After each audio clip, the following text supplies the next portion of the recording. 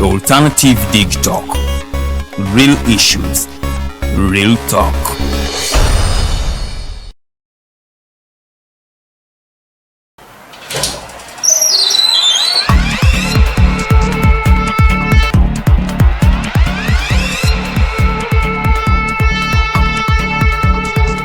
You have got to get up pretty early to go do something.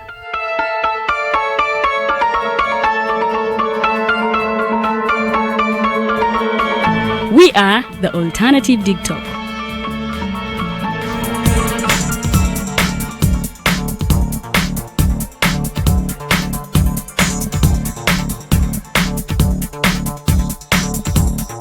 With our mobile studios, we are redefining TV presentation just as technology is setting the pace. We are blending our approach with fresh, perspectively designed breakfast show, The Mighty Drive, informative and entertainment show, exclusive and live interviews. We President Museveni wadde juzi namulaba apima akawunga kilo 2 tasobola kalya nini bwaba alya kilo 5 oyannema okuliisa eggwanga ne bwe limundekera. Njagala kwebaza the Alternative Dig Talk etuwadde kano ka Mighty Drive era n'abatuwuliriza bonna abali ku mikutu njagala basaba mugendo maaso n'okuwuliriza. All given to you just a click away on your phone, tablet, laptop and smart TVs as we are streaming live on our social media platforms, on the road and on the go. We are the Alternative Dig Talk.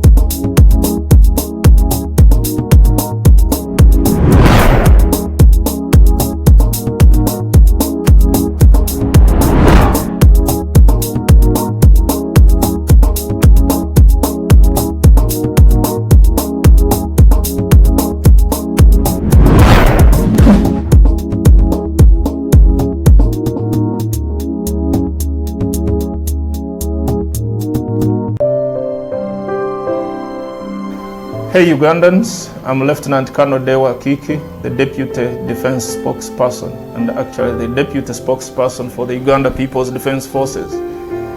I was hosted on Alternative Dig Talk. I encourage all Ugandans that this is the way to go. Always watch, participate, give your views and ask questions on Alternative Dig Talk. Dig Talk, the way to go.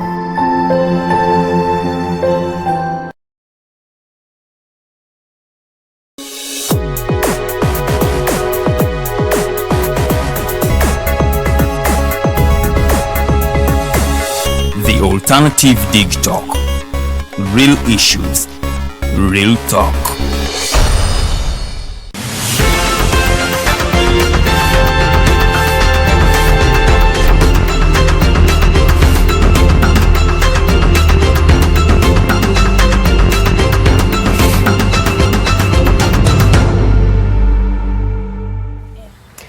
Edachika satu zeza kaita kusawa emweyo kumacha. A very good morning and a warm welcome to the Mighty Drive show. My name is Edgar Mathew Karuhanga kubanga nkuwereza olunaku olwalire nakuzo mwezi zili 19 omwezi gwa kutano omwaka 2025. The month is moving fast forward, ladies and gentlemen. Kitegeza, what have you done for yourself prior to the end of the month?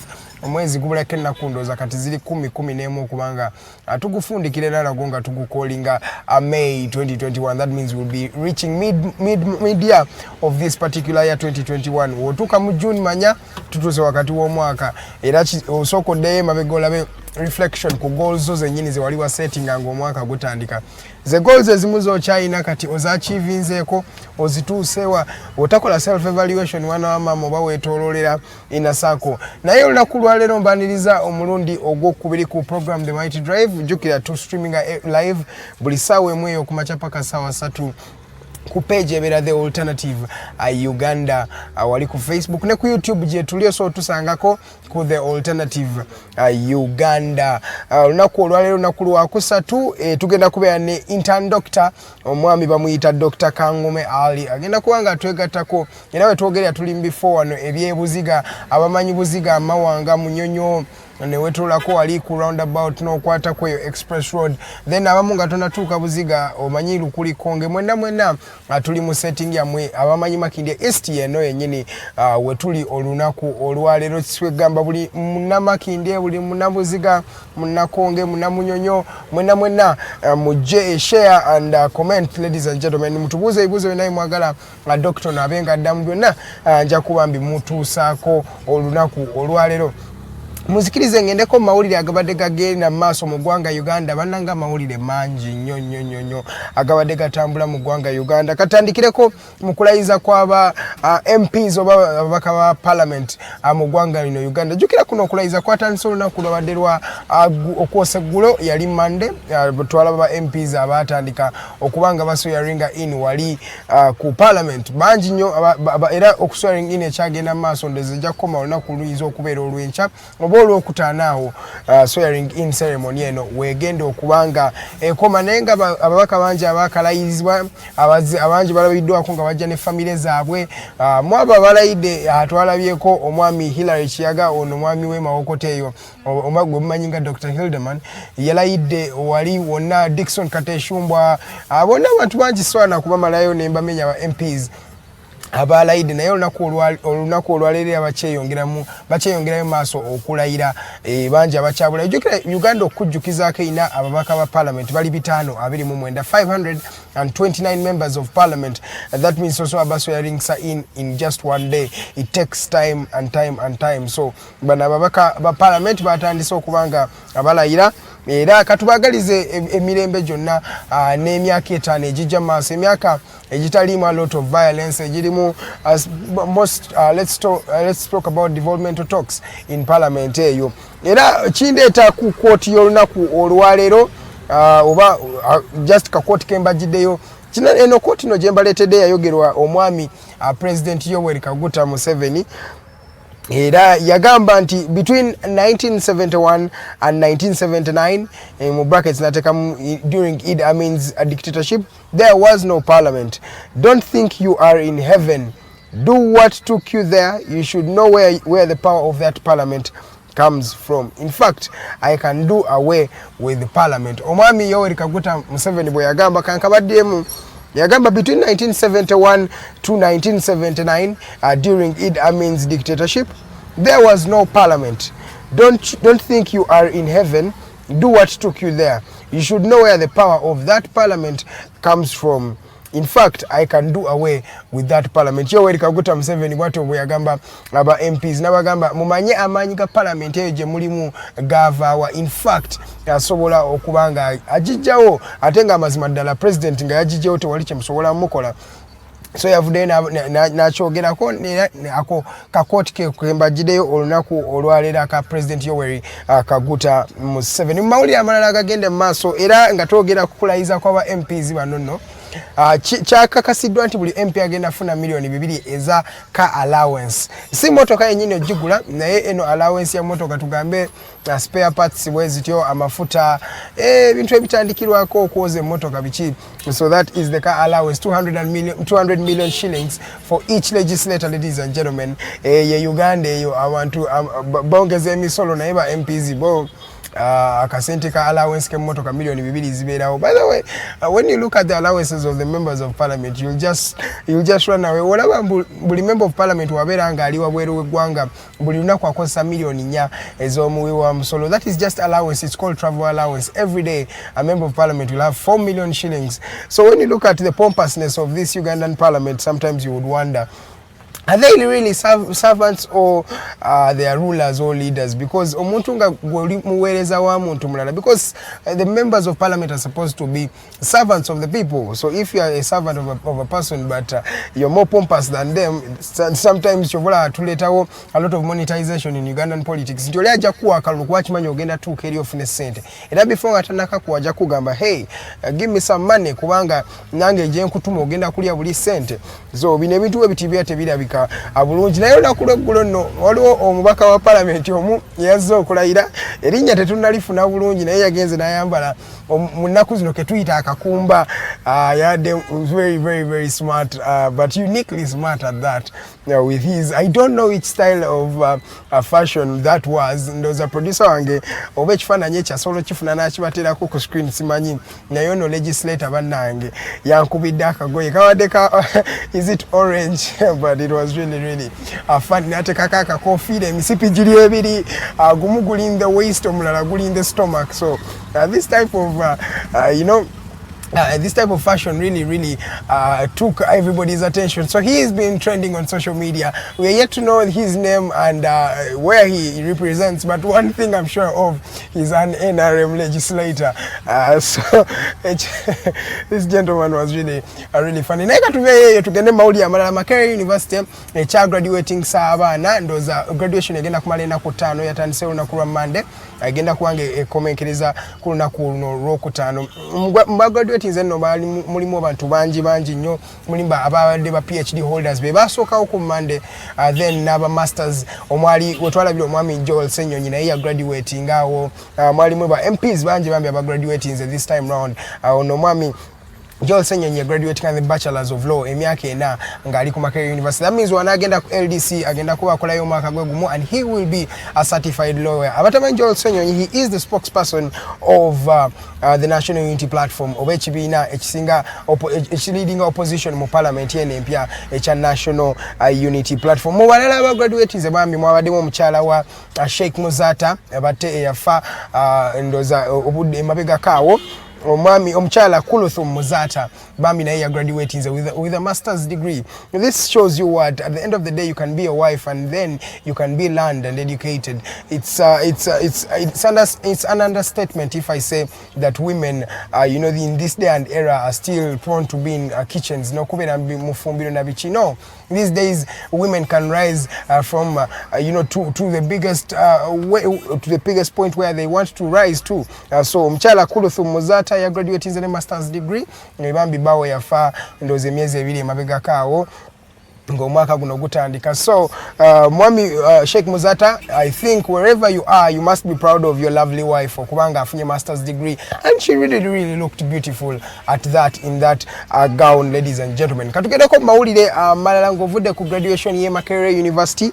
Omukyala Princess Komuntale ono ye princess wa kingdom ya Toro era abatoro mwenna hona himuli omwana wanyu oba omuhara wanyu Princess Komuntale swirwe oba she got married. Ladies and gentlemen, omukyala ono it was over last week. Mawuli ago twaite tugabawadde naye tugabawadde okuba because of the controversy that has been going all over social media nga abamu bagamba nti omwami bambi agwe yafunye omwami munene naye what's wrong?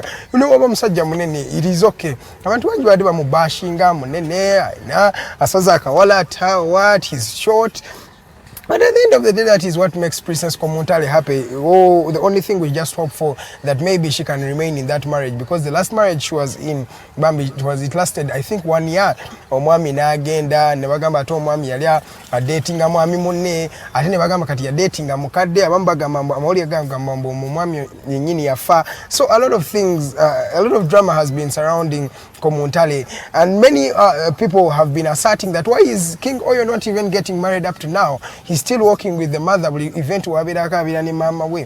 But Atenga, he's a grown man who's clocking, I think, 30 years in a year. Agenda kubanga aweze miaka asatu so buli omu yeebuuza lwaki King wa Toro naye tannaba kuwasa ebyo. At the end of the day everybody has their own timelines. Oli asobola okugamba ngenda kuwasa today, the other person can say I'm going to get married at 30 and we can all be happy at the end of the day. Eddakiika ziri 13 ezakayita ku ssaawa emu. Amanya nze Edgar Mathew Karuhanga okubanga nkuweereza amawulire agabadde gy'otabadde, because as the mighty driver ebintu byetukola twagala tukuwa amawulire gy'otabadde so that you can give credible information, because we believe in credible information. Credible information can make the world a better place. Ensi eno kasita obawo abantu amawulire nga ga mazima, at the end of the day gayinza okufuula eggwanga lino n'ensi eno at the end of the day a very very good and better place. Mu mawulire agavaako wabweru w'eggwanga waliyo olubambi eryato erya capsizing wali ku Mediterranean Sea kumpi ne Libya, abantu 5 paka kati bakyamisi nga tebannakakasa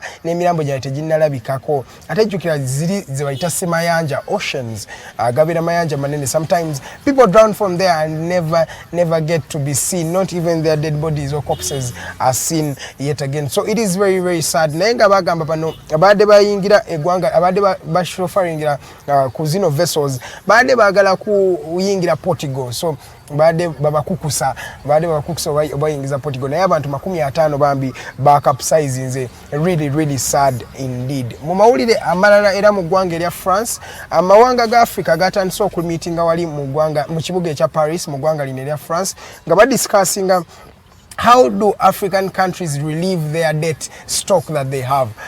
Olabanga kati buli gwanga mu kumpi mu Africa tulete Uganda yenyini. Uganda kati bagibanja obutabalika nkaga mu butano 65.82 trillion shillings. Oziwala mu dollars, I think they are around 11.66 billion dollars ze babanja Uganda yoka. So African countries nyingi ezina amabanja weziti. So wetwogereranga zine ensi zitandise meeting mu France wali mu Paris okulaba nga batema empenda on how they can relieve their debt stock. Oba gana amabanja bagakendeezezza batya. So ensi zino ezabadde wali ensinga Kenya, wali ensinga Rwanda, wali ensinga Gambia, wali ensinga Chad, ensinga ziri francophone countries, the Senegals, the Gambias, the Cote d'Ivoires, zigenze baga devising means how can Africans reduce their debt stock. Naye ndoza nali mpuliriza omwami US Senator bamwita Arnold Vinnick. Vinnick yavayo n'agamba aba African countries, the only way you can reduce your debt stock is by reducing the taxes. When you reduce the taxes, you can attract other investors okuva mu mawanga amalala bajje bateeke farms zaabwe mu mawanga gamwe. Olabanga Africa, the whole African continent, not even South Africa, we don't even have a Nike company. Tell you Nike company, so later a company ejiteke in an African country, because the taxes are really too much and unbearable. So gana mabanja at the end of the day tujagambanga tugenda ku exploiting abantu tutaswa mabanja. It is impossible, if not okay, it's very difficult if not impossible to repay back these loans, because they are really heavy loans. Kati ogamba muno ogenda kujja chakala 10 ku bantu, that means you're not going to be sustainable.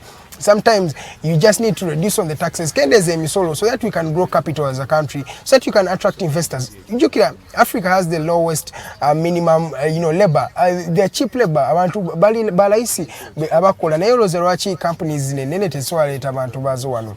This is because they don't trust the threshold in Africa and the taxes are too much oppressive or not repressive. So ebyo ebintu ebimu betulina okulowoozaako nga African countries okubanga to building a capital. Kino kyayogera omwami Arnold Vinnick. He is a US senator, yabeerako senator okumala emyaka ndooza emirundi ena from I think 78 to 82 then to 86 I think up to the early 90s. Omwami Arnold Vinnick ye yali senator wa US. He's also an actor and he's also a businessman. So he gives working solutions on how African countries can pay their debt. Nze okujjukiza kona bawako context eno. This Melina mweletanika in 2000 abasajja batusonyiwa amabanja gonna, African countries babasonyiwa amabanja gonna, naye mu kubasonyiwa era twalabanga bazemo raising 20 years down the road a lot of taxes, and not if they have even doubled the taxes they had before. So it is really sad at that. Ndaba mugenyi wa fendoza atuse omwami Dr. Kangume Ali. He is an intern doctor. Era ndoza amawulire kanga komya okudakika 18 ezakayita ku ssaawa munkozi nga maliza wali omuliro ogwa guddewo awo Entebbe fuel farms. There was a fire outbreak yesterday naye ekirungi tewali muntu yafudde yenna era everything is under control. Ladies and gentlemen, ne Vipers bambi unfortunately babakubye omupiira olunaku lweggulo atimu eno eyambala City yabalumbye in the St Mary's Stadium nebakuba omupiira mulamba. Mu mawulire gondoza ge mawulire agasinza okubanga gatambula mu ggwanga Uganda ngenda kubanga mpumulako bwe nkomawo tugenda kubeera ne Dr. Yes, he is a medical intern, a doctor, Mr. Kangume Ali. Agenda kubanga negatako wano ku Mighty Drive nomchala Lilian Luwedde. Tunyumyamu embozi on how we can, the future of doctors, how the intern doctors are feeling, and more of that will be coming your way just at 20 minutes past the top of the hour. Let's go for a short commercial break. When we come back, we're going to be talking to Mr.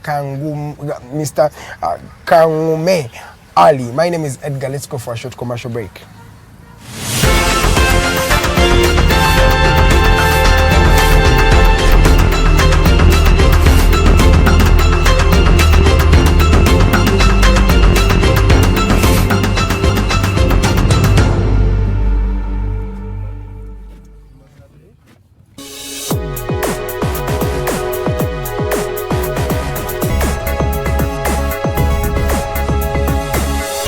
Alternative Dig Talk. Real issues, real talk.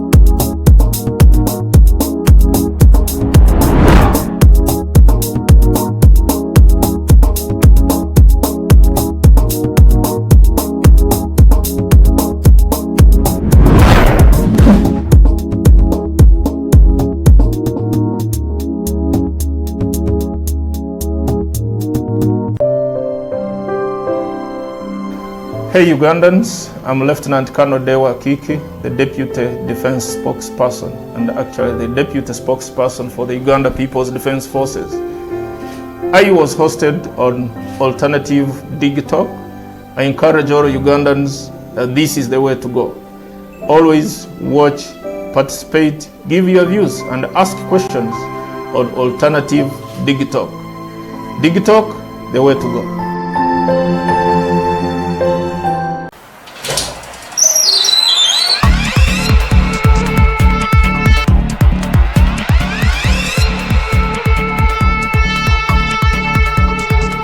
You have got to get up pretty early to go do something.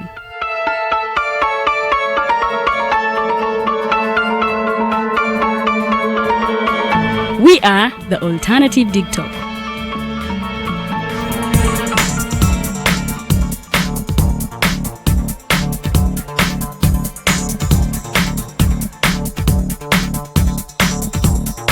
With our mobile studios, we are redefining TV presentation just as technology is setting the pace. We are blending our approach with fresh, perspectively designed breakfast show, The Mighty Drive, informative and entertainment show, exclusive and live interviews. We President Museveni wadde juzi namulaba apima akawunga kilo 2 tasobola kalya nini bwaba alya kilo 5 oyannema okuliisa eggwanga ne bwe limundekera. Njagala kwebaza the Alternative Dig Talk etuwadde kano ka Mighty Drive era n'abatuwuliriza bonna abali ku mikutu njagala basaba mugende mu maaso n'okuwuliriza. All given to you just a click away on your phone, tablet, laptop and smart TVs as we are streaming live on our social media platforms, on the road and on the go. We are the Alternative Dig Talk.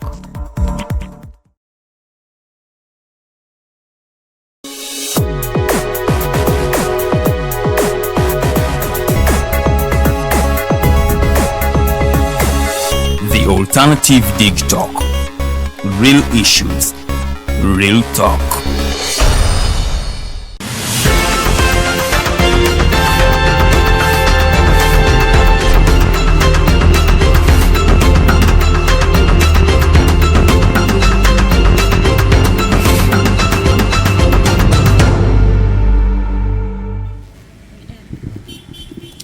Mbabuzaako yonna gye musizidde okuba nga mutulaba era nga mbaniriza nnyo ku Mighty Drive program gy'oli mu kulaba era ng'ebeerawo okuva ku makya ssaawa ebeeremu eyo ku makya mpaka ssaawa teera 3. Mwena gye mutulabira mbabuuzaako abatulabira mu ggwanga Uganda n'ebitundu by'eggwanga eby'enjawulo era nga mmanya nze Omumbejja Luwedde Lilian andi ne munnange Edgar Mathew Karuhanga awamu n'omugenyi waffe eyamaze dda okuba nga atweyungako mwami Kangume Ali. Tugenda kuba twogeramu ku nsonga z'aba intern doctors abasuddewo tawulo nga bagamba nti munaye tebagenda kuddamu kubanga bakola bitugenda okuba nga tunyumyako olunaku luno olwaleero. So bw'obanga olina ekibuuzo kyonna kyoyagala okubuuza osobola okugenda ku Facebook page yaffe The Alternative Uganda anobeera ng'obuuza ekibuuzo era ojja kubanga oddibwamu bulungi nnyo nnyini ddala. Facebook page eri The Alternative Uganda bw'obanga munange ogenze ku Facebook page yo search engine tekam The Alternative Uganda liking a page yaffe ate era following onyigena kadde ka notifications nti buli otubeera live ofuna message ofuna notification nolaba program ki eriyo nate mugenyi ki gwe tukyaziza nansonga ki ze tubeera ate twogerako naye nga in case omisize show eno ku Facebook osobola ogenda ku YouTube channel yaffe The Alternative Uganda emudange nobeera nga olaba show bulambalamba naye bwobanga otuuse ku YouTube nkujukiza mukono gwange subscribe to our YouTube channel obeera nga munange ofuna ate ebirungi bingi nnyo nnyini ddala oleme kubeera nga ate osuwa shows zaffe zonna mbaniriza era nga mbaniriza nnyo nnyini ddala sigenda kubanga mbariisaayo tugenda kubanga tugenda butereevu ew'omugenyi abuze kuba tulaba era beyanjulye n'ebikibo bye byonna nyinza okuba nnyina byenjogedde nga ebirala mbireseeyo so agenda kubanga yeyanjula n'ebikibo bye byonna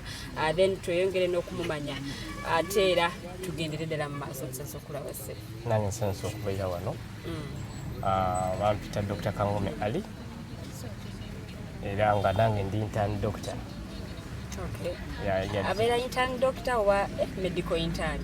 Abeera anti bonna be bamu kati lwakuba it's an umbrella etugatta bagiyita fumi enanga medical interns naye mba medical interns mbamba pharmacists mbamba nurses ne ba doctors. So kibeera wamu. Omanyi ffe bwe tuwulira doctor olowooza doctor jjanjaba mannyo bajjanjaba maaso bajjanjaba n'abajjanjaba amanyi ba nurses tetubayita nze nga nze kutegeera okwange nali sibamanyi nga badoctor just nga batwala nti bannansi bo bagwa mu category ndala n'eyaba doctors oba category emu. But of course tuba mu internship fena tubeera ba interns because what intern means is that we work under supervision. Kyekitegeeza internship kyetegeeza. Tusanyusa okulaba ayongera weyanjulira abatulaba tweyongera okumanya ng'oggyeko ekyokuba nti oli intern doctor. Nali nesimbyewo nga MP wa Makinde Ssaabagabo ekisanja kiri ekiwedde yadde baatukuba akalulu. Wali mu kibiina ki? Alliance for National Transformation. Kitegeeza tugenda kuba nga twogerako a bit of politics as well. Of course. Manyiwe bye tusinga okunyumira wano ku Mighty Drive. Byensinga okunyumira kandi mekosa twe naye atsoke tuddeyo because Mighty Drive twagala nnyo okuwulira your story because we believe your story can inspire someone out there. So we would like you to peruse us through where you came from. How did you grow up as a child? How did you become a medical intern and reach, become to our next state of being a doctor that you're soon going to be? So first take us through your journey of childhood and everything. Of course, nkulidde banzalirawo mu Ndeeba wetukulidde kati mu Ndeeba wetwava ginatandikira okusoma era eyo kyaki gye mwala abasuula eya St. Peters kwe natandikira nasale yange. So oli mwana wa City? Ndi mwana wa City. Kakati nengendako nensomera ku primary yange nagimalira ku Appiers, secondary negimalira ku O-level negimalira ku Boston High School Mpala. Kati gundi senior 6 nenjimalira ekinawe wali weerabako ogamba ngenda kubeera dokita ngenda kusoma medicine of course ekyoto kyange kyokugenda okusoma medicine nakifuna nga ndi MP1 nafuna 100 in science so efuna 100 in science aliwo omusajja actually papa secretary wa internal affairs bamuyita Dr. Benoni Mutambi yajja nangamba yampayo nusu 10 ebiseera lwali lw'amaanyi yampa 10 nangamba nti ono mwana ajja kuba dokita kwa kati esisuubi ati yakyakijjukira naye nafuna 10 nangamba ekyo I think it was the motivation so from that time ne mu primary ngenda okumaliriza abaana bampita professional medical doctor kugamanga science omukubira waggulu ye yali mukubira waggulu singa subjects endala ya ne mu P7 naina mukati so it was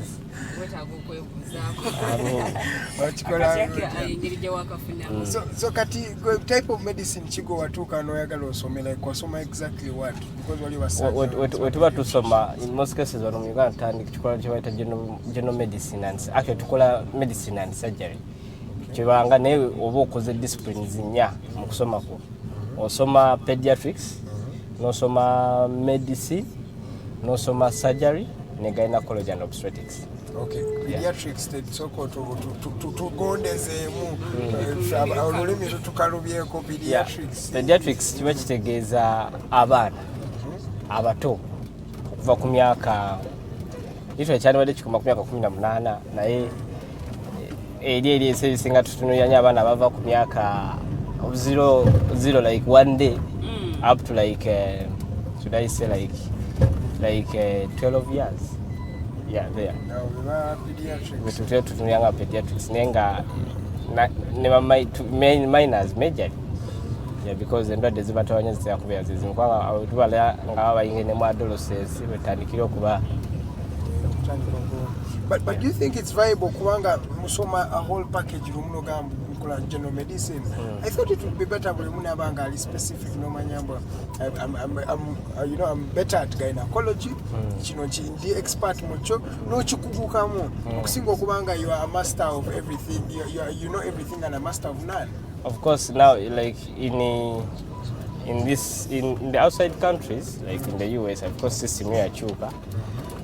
Leo tusubya kijja tuke kisa kishuke kubanga laba right now tuli wantu tuli mu lutalo akye kiretera n'okulwana wano kiri nti wesanga nga abasawo tuli government egamba tuli bangi nenga ate efulumya that big lot okiga education system yetufulumya nga tuli baki tuli bangi 19 zijukira president egamba ati abasawo betulina mu ggwanga namba.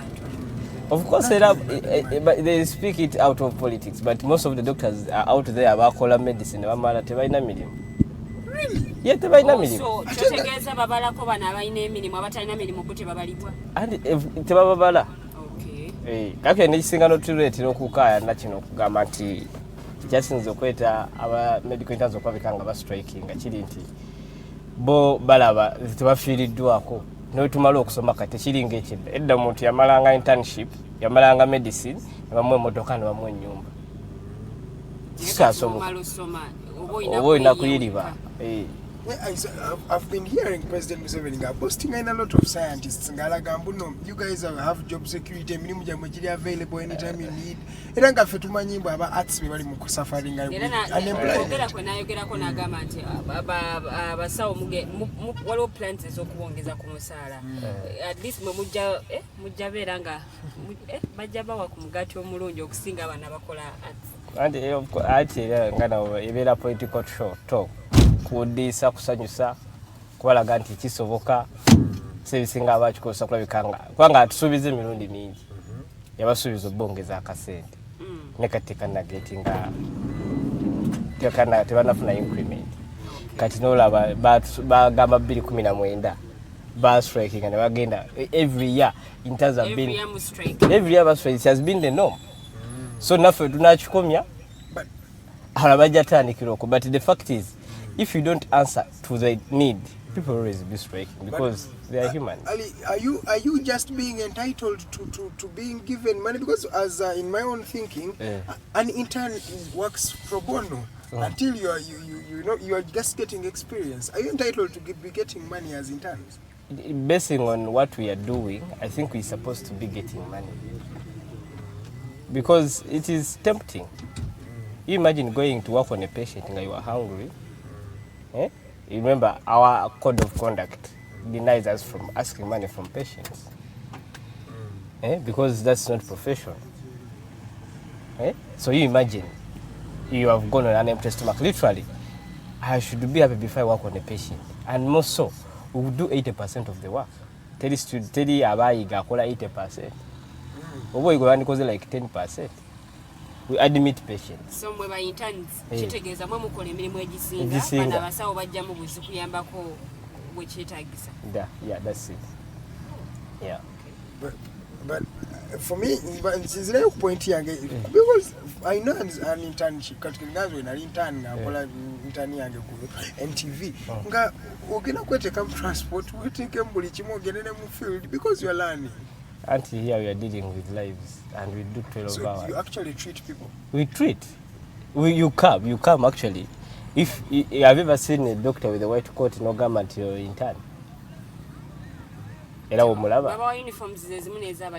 Of course I've already qualified. I'm a doctor.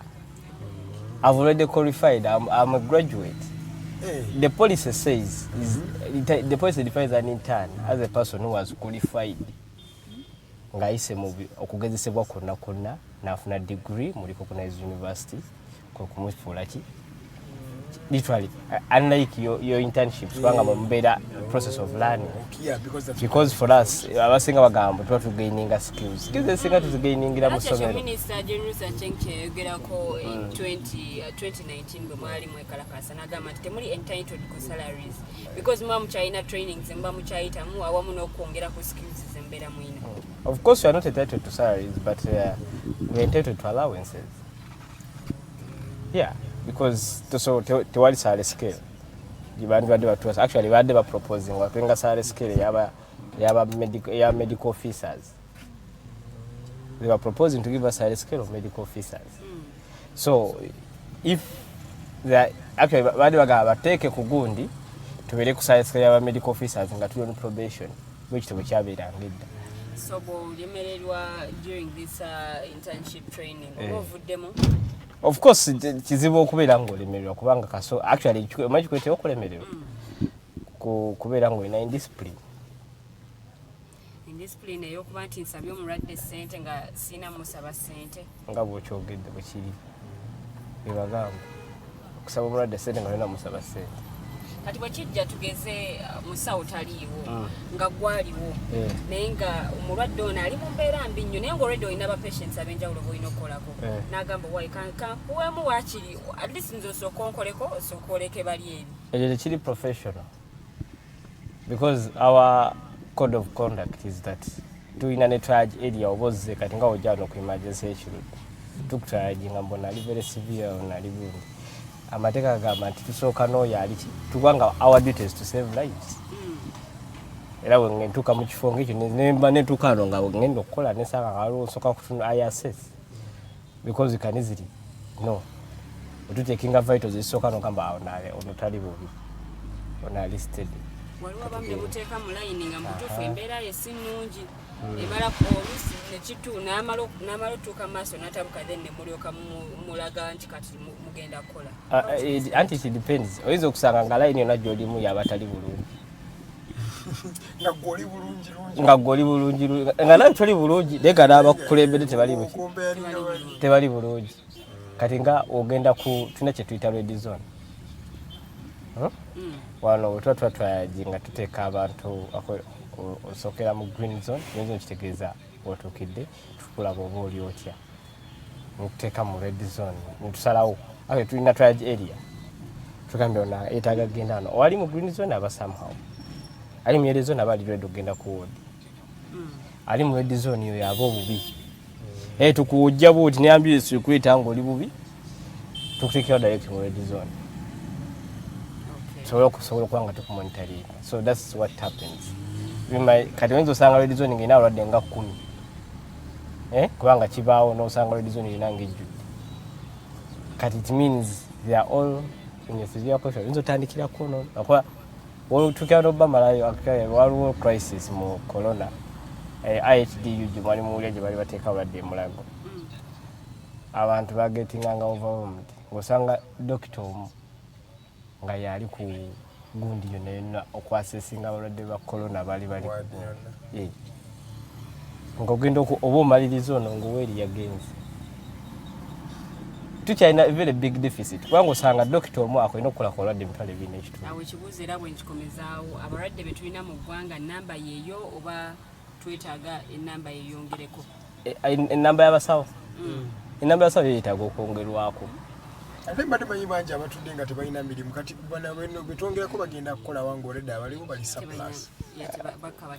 Ati the challenge is that health system has not been a priority to the government of Uganda. That's the only problem. We are not a priority. The medical system is not a priority. Kankati chiko nyiso okubeera nga the ministry eya health eyinza okomplaininga ku ba doctors okuba nga beeyongedde. Nga beeyongedde bungi?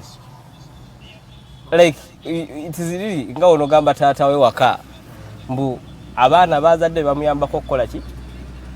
Okukola emirimu bakulu. Nenga complaining okubanga yazaala bangi ate nga abaana be bayimirizaawo gundi. Kubanga oba tolina ba doctors n'abasawo Ministry of Health ebeerina mulimu. During COVID-19 abasawo baali babbula era baali batono nnyo nnyini ddala ate ng'ogambye abasawo we bali already bangi. Abasawo abajjanjaba COVID-19 namba y'entono oba kiri ku nti abajjanjaba zino endwadde endala bo bangi be batendeka okujjanjaba COVID-19? Of course tewaliwo ntono yakolebwa kujjanjaba COVID-19. But I remember, I think, ndozanakiraba ku mawulire Ministry of Health ngamba waliwo abasawo abatrainingibwa okujjanjaba COVID-19. Babayisa muntu like waliwo kye bayita nga bwe banaba nti twetegeke waliwo ekizza ekibambulira ne tugamba nti osanga omuntu amenyese omukwato oti kati they had to train a small portion kubanga tetwasoma COVID corona twasoma coronavirus but twagisomako nti yali liiso nga bwe yajja twayisambuisa terina actually twali tusekerera n'abali mu kilasi zaali oyajja twasekerera abaali bakyasobe tubagamba mugenda kwekubya corona. Yeah, so it was actually twagisomako katini kubanga twali tusubira eri muki mu bisolo. Akawuka ku mwalimu kamanya evolution yako nti kalibeerayo maaso eyo. No, we didn't know about its evolution, but because we know viruses mutate. Oyinza osanga virus ekwata omuntu kati nga terina kyemukola ne with the near future netandika okukola ki okumuaffect. How does that come about? How does that come about? It's viruses, they are very creepy. Yeah, actually viruses they are both living and non-fungi. Okay, mbadde kyaga omanyi twagawo educating bannayuganda abali eyo. There is a school of thought ebadde egamba mbu antibiotics can help in curing COVID-19. Is this statement very true? Of course, what always happens is that I say we seeing a viral infection, can have viral flu. Say we seeing our it can easily expose you to the bacterial infections. So at a bacterium, say single be so limiting your virus and go clearing. Then you go clearing a bacteria. I think that's why we have to protect it that way. I think that's what I'm trying to look at, because there's no way an antibiotic can have both the antibacterium and the antiviral part of it. Only that we have to protect against the bacteria. Antibiotics protect, yeah, but they do not cure COVID-19. They don't cure COVID-19. Okay. Actually, among what I just read about, some article I read about, I don't know whether it is true. They were telling us that in Russia, yes, in Russia, they tried to they got the they did an autopsy on the COVID-19 victims that had died. So when they did an autopsy, they realized that there is always clotting. So ne batandika okuwa abantu amadagala agalizinga clot cells. Yes. Yeah, so it became so effective that most people who were in ICU basanga balina gune those things they were cured. So they couldn't die. Kubanga yo really gende causing that. Ate olabanga there is some pathogenesis. Otunula kye bayogeranga it's really bad. Have you heard about the new strain of COVID-19? They've talked about the Indian strain. Is there? Can you make any comment about this particular claim? What should Ugandans know about it? Of course, we know viruses are always mutative.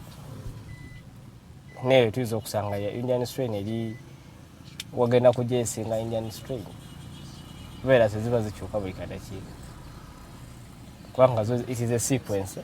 Bw'okyusa sequence ng'okyusa side. Yene attackingamu. Kati ate ffe tukola amadagala ge tuba tukoze ba vaccines. Zigenda ffe squat. Sequence. You get it? Kati, yeah, so bagezaako coding a bit. They try to code the sequences. Kati whenever there is an interruption in those sequences, it changes the virus. Yeah. So it comes on in a new form. Ranchi, we've studied HIV/AIDS for a while. Why is it that HIV/AIDS virus yet to me okubanga to treating for the last I think 30 years up to now? Echaganyo okubanga tujifunia cure up to now, and still ravaging a lot of African communities. Anti kakati olaba HIV naye zirimu ebika. Olwo twetusoma olwo yatusoma tuli mu mwaka wa nali mu gwa kusatu awo gwa kuna. Waliwo lecturer yatusomesa ku waliwo strain gye bazuula mu ba orphans mu France oba strain F. Kati ne beebuuza eno F evudde kubanga adde balina A up to E. Kati ne beebuuza F evudde wa nga tefaanana na sequence eri endala. Kati the fact that viruses ziba zikyukakyuka kibabeera kizibu. I think they go back to do research. But strains zo zanjawulo zigenda zikyuka. Strains zigenda zikyuka tugezikyuka kitegeeza eddagala ne lete kyasobola kukolako. Kati ate lwaki basobola okufuna ARVs esobola okuwanga zikendeza viral load naye nga tebasobola kufunira ddala kiwa. Oba there is a school of thought kale bino byo bibeera mboozi z'amalo naye kanzireeteko wano tuzigumyeko. Nti kana akalwadde eddagala gye lini tebagala wagazi. It's inevitable. They don't want to just release the medicine for the HIV stroke AIDS. I don't have the power to talk about. I don't have the power to talk about whether it is there, but you know, it's really funny into the tusoma structure HIV. Tumanya HIV ekula etya. Eyingira etya mu muntu multiplying etya. Kati literally nange nandigambye oba otegedde bwetaala omuntu watunanya wazaalwa n'omanya waafiira wakoma kitegeeza osobola omutta otegedde wentambulira wenzaalira kitegeeza weeyagala kunsonga wanyiza osalawo ne mugamba Katonda nja muttira mu kuzaalira nja muttira mu gundi kiba abakyabi ya still insisting that the best way of preventing HIV is by using protective means because they tugamba tajja zaalibwa. It won't be born into your system. But can't we get the real cure for it? To know that someone know about so running here to get the cure.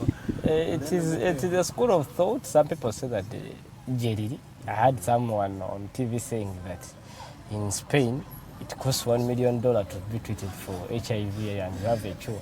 So I would like to know what is really happening that side. But of course, I want to work on the research one. I told you, I then after all about that, you can for professor in Dagala COVID-19 in meeting and the president, you will the speaker. Yes, so come speaker, I'm trying to president, professor, and I'm to one in our No, it was just I think it was a miscommunication. Yaina antiseptic like sanitizer ngaina mu viral component. Ate otegereza wote antiviral component. Ate otegereza kyali is argument olabanga ntuufu. Kubanga kakati virus yanjawulo ku bacteria.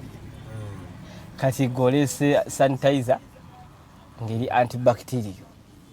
Kitegeeza tejja kutta ki virus kati ekyali agamba bwe eta virus Kati fene tulowooza atuleetedde Q1 number. Hey, that was the challenge. Just a sanitizer, because don't you think others? I thought sanitizer was killing all the germs, you know. Of course, that's what that was the proposal.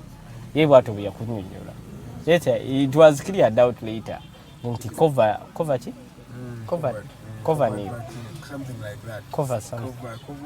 Covert. I don't remember checking. Cover ni. I think it was cover ni. Good jali ina. Yeah, government. This one is specifically kill the virus because it's literally true. Structure virus yanja ulokuyachi kuya bacteria. Kati wenzo sanga ngekisobola okutta virus tekisobola kutta. Kati Ali kankubuzeeko what is a bacterial infection because ndabeko mikwano jange ningi nga mukubye nagamba nayo nafunye bacterial infection mu lubuto. Bacterial infection ebeera ekingi babogerako. Of course bacterial infection tugiraba kumutujabira mu musaayi. Tukebera omusaayi gwe tusanga nga mulimu bakita batya. Otusanga nga because buli wabamu bacteria mu musaayi gwo omubiri go producing antibodies, like what should I say? I think antibodies, and then ziletera some cells okwera nga zikola ki azirinya kubanga zo zikolebwa ka speed yamanyi okulabika nga zikola ki zita bacteria kati bwezo zikolebwa ku speed yamanyi okulabika nga zita bacteria tulaba cells ezo nizitugamba mbu omusaayi gono mulimu bacterial infection. Bacterial infection etabirwadde ki? Bacteria etabirwadde ki? Bacteria yo nga yo ina very many, how should I say, very many diseases they causing pneumonia, bacterial pneumonia. Kitegeera tusobola okuba ne typhoid is also bacterial infection. Infections for say infection. Luwagenda mu ddwaliro oyina infection. Zireetebwa ku byakulya, environment mwe tubeera, biki ebireeta infections zino? Ate era kati oyinza okuba n'olina ka site of infection. Tugeze olina akawundu ne kabeera local. Oyinza okugenda n'ofukira ewantu ewakyafu. Oyinza okuba like wotufuna ebuseeding. Abantu omayinza okuba alinamu nga zikathete ezo zolaba kathete ereetera ddala obulwadde okwambuka ate obulwadde bwambuka ne bwasendinga kyangu nnyo okuyingira mu musaayi n'amazzi getunywa ebintu byetunywa bikyafu kati omusibwamu kati batugamba nga wolaba olwadde typhoid manya gwenywedde bbi you ate feces at some point because salmonella gundi etambulira mu ki in the face, in the poo. Yeah. Of someone. Yeah. Okay, what about a fungus infection? What is that? Because I have a little brother who has fungus infection. You know,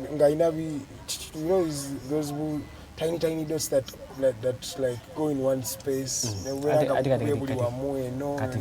Fungus is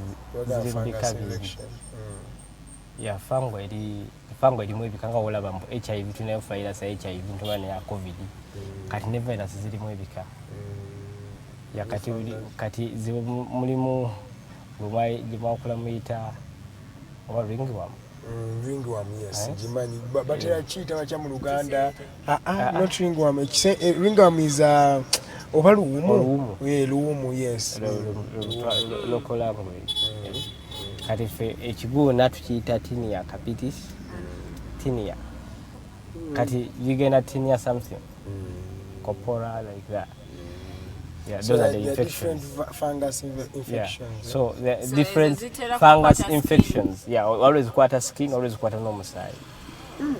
One is tukane ku bwongo, bano balanga bafunye mulalama. The cryptococcal. That is also a fungus infection. Yeah, cryptococcus or cryptococcal meningitis. Actually, eva mu musayi netuuka paka mu onese ebisinga ejja ku bantu abali compromised. Abaina nga cancer, abaina HIV. Most cases want to sing afuna abaina HIV. Okay.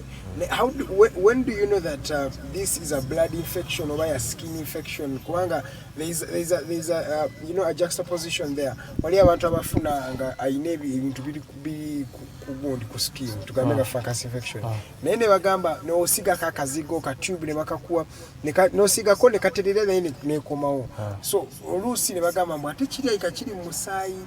When do you realize that, you know what, this is a blood infection or a skin problem just in general? Of course, skin infections can easily be seen. The skin infections was rubber, but to all okutegera mbu skin infection never ku fungus, never ku bacteria, or never ku virus. Depending on ekimundu ky'olina ku mubiri. Yeah.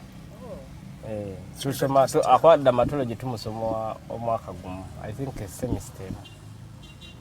So mbadde nyina kyenjagala okutegera ko sene y'obusawo osoma ku ndwadde zonna nga bwe ziri mu nsi oba olinako ebimu by'osoma then ebirala n'otabisoma oba n'obisoma oluvannyuma. We tuba tutandika byonna bapamira ndoza mba njogedde kasasiro inamba nkuli mba njogedde ne buli kimu wano mu Uganda regional practitioner buli kimu okisoma katusoma ku batabifuba emitwe. Nenga togenda specializing mu kujinja mutabufuwa mutwe. Nesoma kuba amaaso. Nesoma kuba amanyi. So you have a general knowledge. When do you specify? When do you say that? After the 5 years, after this actually it's the 6 years. After the 6 years. You study for 6 years? Yeah. Musinzene kuba law. Ayo kusera. This people deal with human life. Adi obo kola degree 2. A bachelor in medicine and a bachelor in surgery. What? Bachelor's in medicine and bachelor's in surgery. You know, is that like mandatory for everyone who does medicine? You have to study both. In Uganda, everyone who does medicine has got to study bachelor's in medicine and bachelor's in surgery as your first bachelor's degree. So then after omalaji n'emyaka omukaaga oli waddemba okweyongera no specializing anti kati nze ngenda specializing mu kino nakyo. Yeah.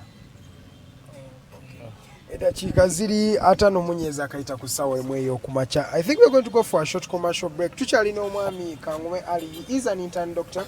Otukomawo tugenda tunuulira challenges bano aba intern doctors ze bafacinga.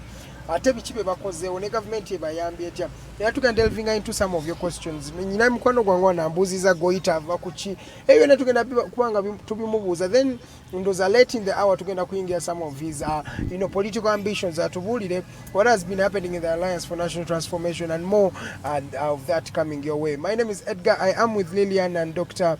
Kangume Ali. Let's go for a short commercial break. We shall be right back in the second hour.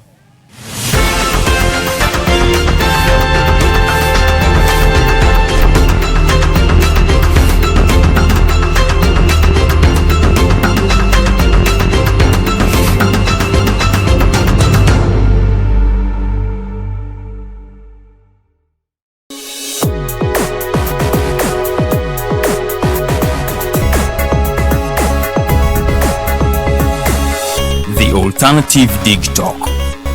Real issues, real talk.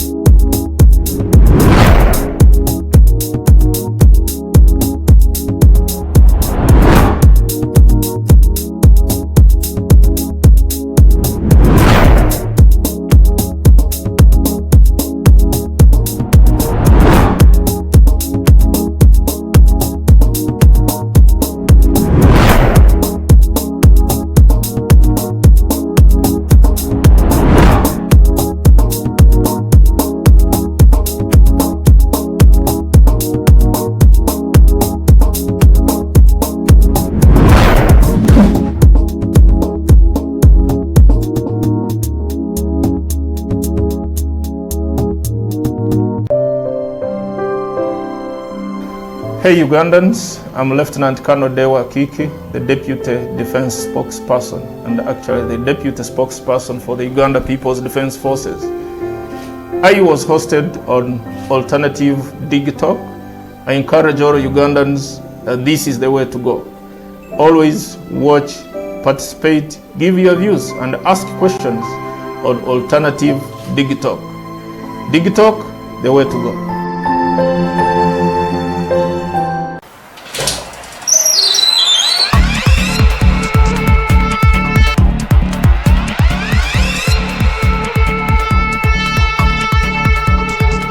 You have got to get up pretty early to go do something.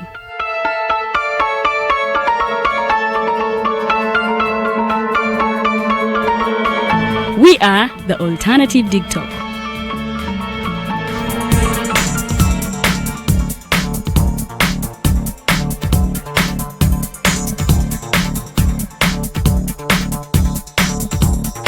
With our mobile studios, we are redefining TV presentation just as technology is setting the pace.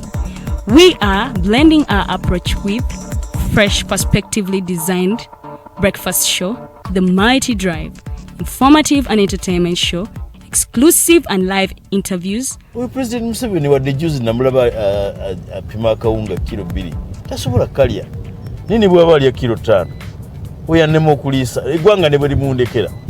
Njagala kwebaza the alternative digital etuwadde kano ka Mighty Drive era n'abatuwuliriza bonna abali ku mikutu njagala basaba mugendo mu maaso n'okuwuliriza. All given to you just a click away on your phone, tablet, laptop and smart TVs as we are streaming live on our social media platforms, on the road and on the go. We are the Alternative TikTok.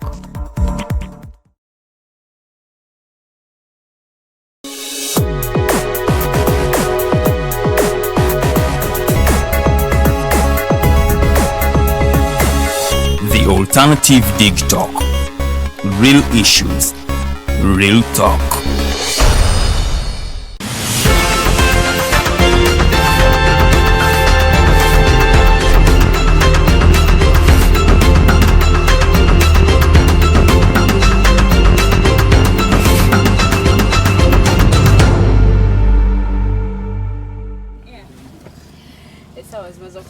Ziwera bbiri ez'amachagolina kuno olwaleero tukyagenda ddala mu maaso. The Mighty Drive ye program gy'oli mu kulaba amanya nze Omumbejja Luwedde Lilian anti ne munnange Edgar Mathew Karuhanga awamu n'omugenyi waffe Dr.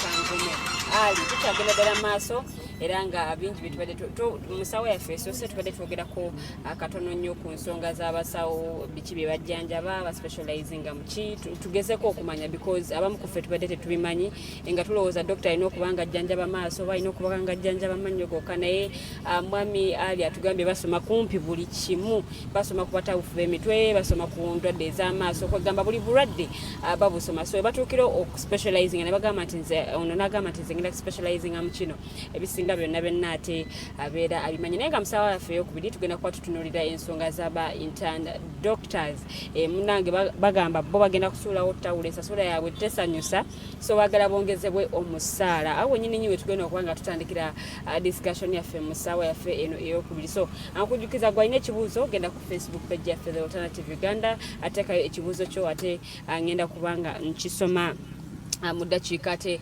zisembayo nga tetunaba kuwuzika show yaffe olunaku luno olwaleero oba si kyo waliwo abaagala okuba essimu mu studios bw'obanga oyagala kuba essimu mu studios butereevu ennamba y'essimu eri 0789 017145 0789017145 ye namba y'essimu gyosobola okubeera nga ate okubako mu studios butereevu n'obuuza ekibuuzo ate mukwano gwange n'obeera nga oddibwamu naye nga katugende butereevu ewa mwami Kangume Ali asooka tubuulire ku challenges aba intern doctors mweze musanze nga mukola emirimu gyammwe.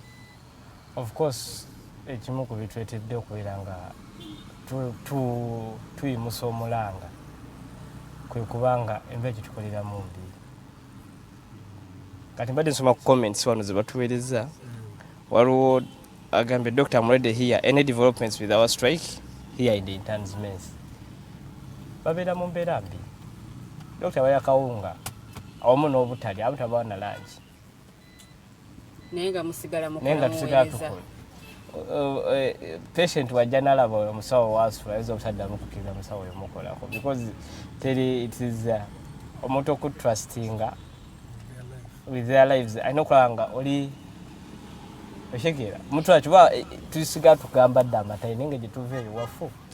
Dr. Kangusalemu ekirime katono nnyo eno yemu ku nsonga lwaki tulaba nti abaana ennaku zino basoma medicine namba ekendeddeko because embeera gye mukoleramu ne ssente ze mufuna embeera ogambye si nnungi awamu n'omusala gumufuna nti sigwe mutono sigwe mungi oguli awo kyekiviiriddeko oluusi abaana abamu okwekuba n'agamba nti sigenda kukola medicine kankolemu ekintu ekirala oba kankolemu amateeka. Of course era kyekyo kubanga kati olaba it's a noble cause. Medicine is a noble cause. Obeera like obeera honored even after the course. It's a noble cause. Naye tebakya in Uganda they don't value it. Wetegereza ensi nga Kenya bawo intern million 5 za Uganda. Mu Uganda mufuna mmeka? 75,000. Actually gyandibadde 95. Nga wagambye so 95 gross then net eri 75,000. Nga wagambye mukola 80%. 80%. Actually we do more than 12 hours because tulina kuwumulamu. So mwote mulina shift esooka etuuse evuddewo ku 8 shift ey'okubiri eyindi. Ekyo kye tugezaako teekawo. Osanga waliwo osanga nga bakola 36 hours. 36. Kugamba akola emisana ekiro n'enkera n'addamu n'akola talina kuwawumulira. Okola emisana n'ekiro. Kati oba omalako ekiro n'ogenda paka saa 6. Kano olyokolekerawo kati n'olyoka owummula. Oshegera kale kyetugezaako tegeeza here is that there is a demand for a qualitative medical health. But they don't want to finance that demand. Okay. Batunyigiriza, we are like their slaves. Era kyembadde njagala okubuuza nti bammwe ba intern doctors mufiiriddwa ku government erina kyekoze ku nsonga zammwe. And you see the way they answer us very arrogantly. Osanga mu hospitals, ezimba hospital directors nga bagaba interns they are useless. If you are useless, why are we deployed? Actually, I would be of a view. Ejibagamba mbu you are useless, waleme kuteka over intern. Because we do a lot of work. Okay. You wake up in the morning, you become a zombie. Okola towummula. Maliriza obwongo bukooyi ng'obudde bugwe. Ate waliwo ky'okumaliriza okukola ng'obukooyi. Naye n'oddayo you are saving life. You have got to be very stable mentally and psychologically. And physically. Hey, nende ka motivation tekaliiwo. Namwe ne mugwamu amaanyi ne mubireka bulesi. Neze 75 gye nkugamba gijja after 3 months. Tugende mpola 75 gye babawa gina kubaja buli mwezi. Naye gijja wayiseewo emyezi 3. Yeah. Does this cut across all medical interns? Bonna oba waliwo section because ndabye ne medical intern abakola emulago bonna that is the same. Wonna olaba medical intern kyova wonna mu ggwanga lyonna beekalakaasiza ne bateeka wansi ebikola. Okwekalakaasa kwammwe ku affectinze kutya omuntu nti atuuse mu ddwaliro nga tanalaba musa kuba mmwe mubadde mubeera ku front line. So bwe kituuka nti kati mmwe temukyaliwo ono omuntu wa wansi tekimukosa era ayambiddwa atya? Of course there is if I told there would be a possibility we would go and try to assess what is happening. Workload eba mungi because unakunyonyodde kye tukola omulwadde ajja n'omu admitting n'omu clerking n'omu admitting n'omu treatment omulomwa treatment ayise emikono gya intern omulomwa treatment n'omu following up okulaba embeera y'emiridde. Oshegera teri consultant alina budde bukole ekyo. Okay. Kati eyo load ku health system ebeekendeddwa esalibwako ebeerawo intani gwe omulimu gwe. Era kati ogenda mu malwaliro agasinga kyova abaali omuwala abadde first of the strike walaba ekyali kiri mu malwaliro ne kati I think they are trying to cover it up. Malwaliro agamu tebakyakkiriza bakamera era ogenda ne kamera tokkirizibwa kuyingira ddwaliro. Bala malwaliro agata kyakkiriza yadde okuyingizayo kamera. Mujjafuna y'amawulire. Because it is serious. And the only way to fight this is they will try to prevent us from the media. Of course, we are broke. We can't finance the media stuff. You get it? So, mubeera mubikiddwa eri emabega babasibira eri mu kisenge. Bulijjo ebadde nga babikola nga tebalina that financial muscle. Okulabika nga interns basobola bawi striking n'amaani baddayo. Olwo Munnayuganda yeeraliikirira kyenkana ki bwe tuba tutuuse ku nsonga eno y'aba medical interns okuba nti mwekalakaasiza ne musulawo ebikola. Munnayuganda yenna waali alina okweraliikirira. Nange wendi wano nina okweraliikirira kubanga nange ndi Munnayuganda sawe nasobola okulwana. nange nina okubanga neraliikirira n'otuuka mu ddwaliro nga teri basawo teri bw'ojjojjeko mu malugedi oba ofunayo ka time ogeze kufuna clips ekiro mu malwaliro accidentally you accept that there's a big job being done by the interns. But Ali, aren't you doing a disservice to one Ugandan who's there? Because when you strike, it will not affect your seniors. Your seniors can fly out and get, a medical treatment anywhere else.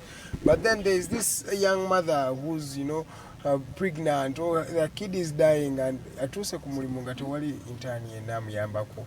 Gwolooza temukoze disservice to them. That is what we thought at first. That's why we first negotiated. Hey, we first negotiate, we first wrote letters. We are not a priority. This shows that we are not a priority in Ugandan government. It's really priority. Olabiyeko bempi beyongedde bali 5 abiri waliwo atagenda funa motoka babawadde ne car allowance siza motoka zennyini ze motoka bazibawa bawadde milioni 2 for car allowance nenga medical intern wuno wana kabili mtwalo 75 akwe okiwango kugamba gendo lyeranki nenko omutwalo nzija nengamba mpaka 2 nze kenyini nga nzenzo kali government okutakisinga allowance gwepadde kaji twali batugisaba nti buli lunaku ebirengetekayo ka allowance nga omala okukola okasayininga n'okajjayo kabanga ojjako otya omusolo kwa allowance. I thought that is a remuneration. It's just an allowance in Toro Chenda Mutan Java. Allowance. Allowance tebaz taxi. Tibana tin abam tebana na tin numbers. Katwebuzo go musolo gwe bajjako kubanga lina kwache gulagawa. So bino benyini bibadde bibasinzo okubanga bibakyali bitu challenging. Katono ate nako nako oli mu exploiting. Kati muna Uganda nyini kuba this cry goes to the Ugandan government, but of course Ugandan government is the people because abantu abo basasula omusolo. Betwagala bateka akazo ku government etuwe sente zino kuaba sawo. Betusaba actually we are crying out to the general population. Egambe government, this is what is supposed to be done because they are the government. Waliwo bigambibwa nti Ministry of Health eteekeddwamu sente ntono of which nemu budget y'omulundi guno nti sente zeesaze. How true is this? Of course that could be true, but it's upon the minister. It's upon that ministry. Ne gundi yeyo na ne should I say ne team ye ya ministry. Probably kanga following up those nagamba to government ya Isaruli nti kana akasente kateekebwe kuki kubasawo. It's not upon us okumanya nti government njavu. Tutinza gamba government njavu ngosanga government is spending ebibiri ina billions ne billions egendo spending just mu kutambula out on useless tours. Every legislator every MP akosa million nya speaker akosa million musanvu a day mbala in just a day wabali wabweru gwanga million musanvu speaker deputy speaker akosa million 5 enomo MP akosa million nya just on a trip every day wagana mali na kwa 30% ziba sente epitiri aba intani bameka ogwo mwezi gwa ba intani bameka oloza lwaki government esira teritadde nnyo ku nsonga ya byabulamu neteeka nnyo esira mu nsonga ya neteeka nnyo esira kuba politicians okusinga mmwe aba medical doctors. Ati government ekyerika consolidation it's killing the political system. It's because now bana abantu benyini bitugenda okugenda mu enkyabe bagenda mu ekyokusaba akalu nekyo babafaako bajjanja they just do it out of I think ignorance. I think they are not so much educated. Bafuna civic education emala. Hey. Why you are saying this not as a medical doctor or as a politician from the Alliance for National Transformation? No, I'm not saying this as a politician. I'm saying this with a real aspect because I'm an intern. But you're also a politician as well. And that is now, actually that one it goes aside. Now what you're looking at is really how can we demand the government to do what it's supposed to do because the government has the money. Twogere ku kitongole ekibatwala mwenga ba interns ba doctor ba medical interns. Akikoze omulimu ogumala okulaba nti ebizibu byamwe byonna bigonjolebwa okulaba nti ensonga zammwe zituusibwa wawe zina okutuusibwa. Era njagala okwebaza ekibi fumi Federation of Uganda Medical Interns Association yekoze kyamaanyi kubanga ye pushing all this osanga tuli now actually batu bawandise ebbaluwa nga batukangakanga buli omu yadajako njaji basomera ku bawandise ebbaluwa nga batukangakanga nga bakanga ba medical interns nti baddeyo wase kyo baveemu premises za Omunnayuganda amanye biki ebiri mu bbaluwa eno era nabutya bw'alina okweraliikira nabutya bw'alina okwetegekera ensonga eno nga Mwami Ali Kangume bw'anoonya ebbaluwa gwe wena alina ekibuuzo osobola ogenda ku Facebook page yaffe The Alternative Uganda anobeera ng'oteekayo ekibuuzo kyo oba si kyo gweyagala okukuba essimu obutereevu mu studios ennamba eri 0789017145 0789017145 ennamba ya studios gy'osobola okubeera nga ate okubako n'obuuza ekibuuzo obutereevu mwami Dr.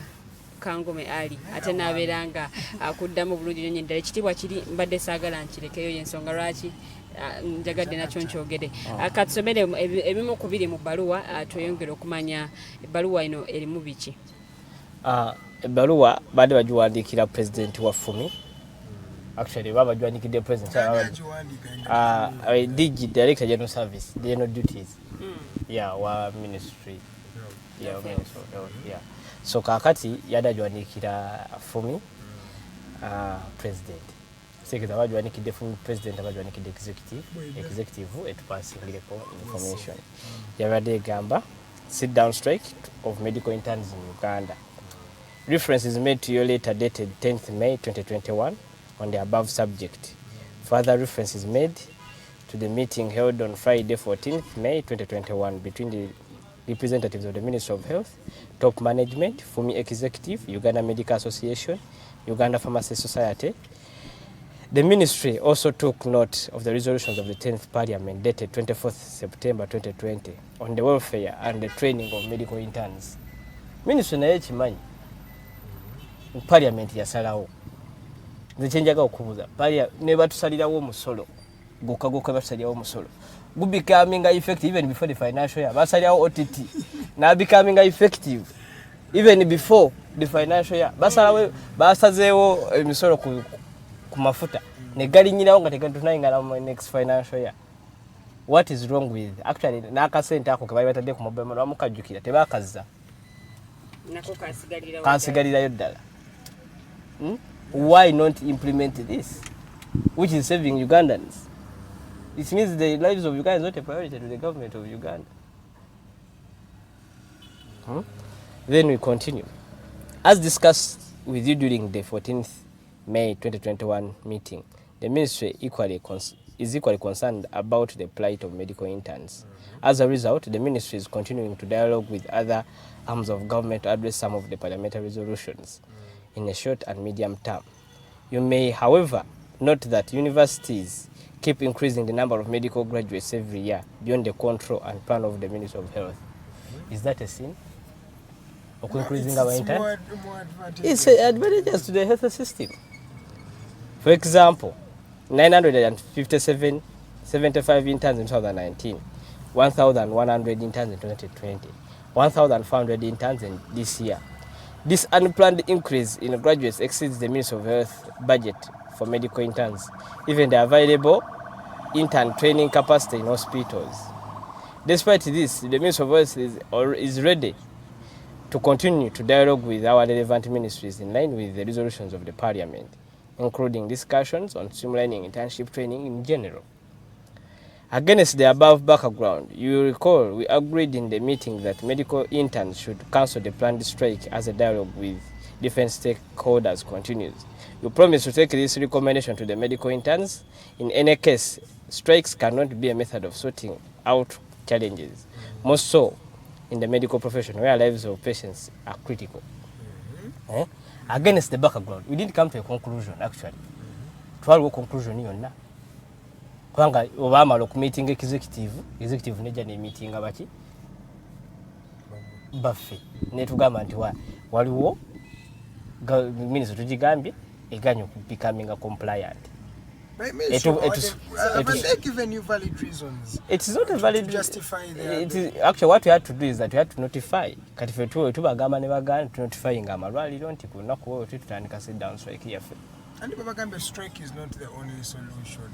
Why don't you wait for them to dialogue with it is a pity that Uganda as a government is nurturing strikes into the professionals. I don't want that statement. Like, ogwasooka wabagamba bukotyo mbu we shall dialogue ne baddayo ne watabako kikolebwako. We shall dialogue ne baddayo. It is becoming the norm. So the only way of avoiding war is by preventing it. How can you prevent a war? Actually, the only way of winning a war is by preventing it. I think it was 2017. 2017. Yeah. Over 2017 mwekalakasa nete wali kikolebwa. Ate musigala mu kyekalakasa. Mulowooza ensonga zammwe zinaddibwamu okuyita mu kwekalakasa kwe mukola. We are hoping and we have hopes because there is demand. Mbadde kyakusomera ebbaluwa njagala ngimalirize. This letter therefore comes to reaffirm the above position. Kitegeeza bo bakyali ku kye baakola ki? Kye baasalawo. Balinga abatuwuddisa.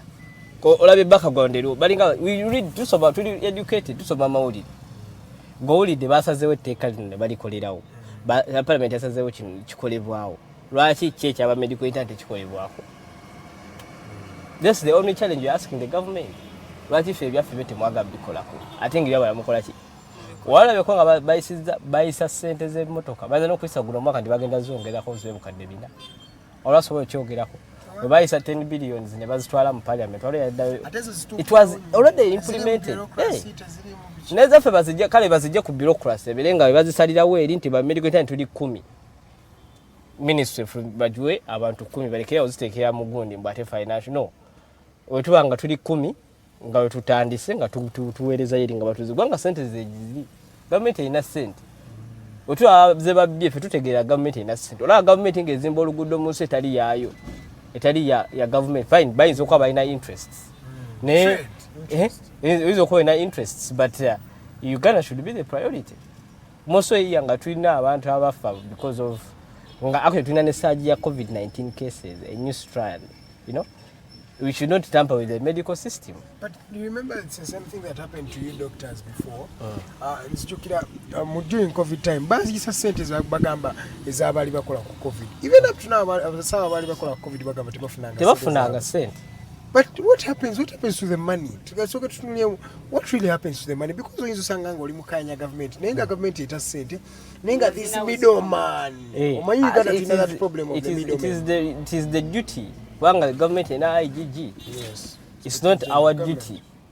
Actually, if we go from Langa Kabila IGG ngaba na Uganda. Tugamba sente za fuluma tezinnatuuka kwa account. Kati munatobala abali bakola mu COVID nabo nga bekalakaza.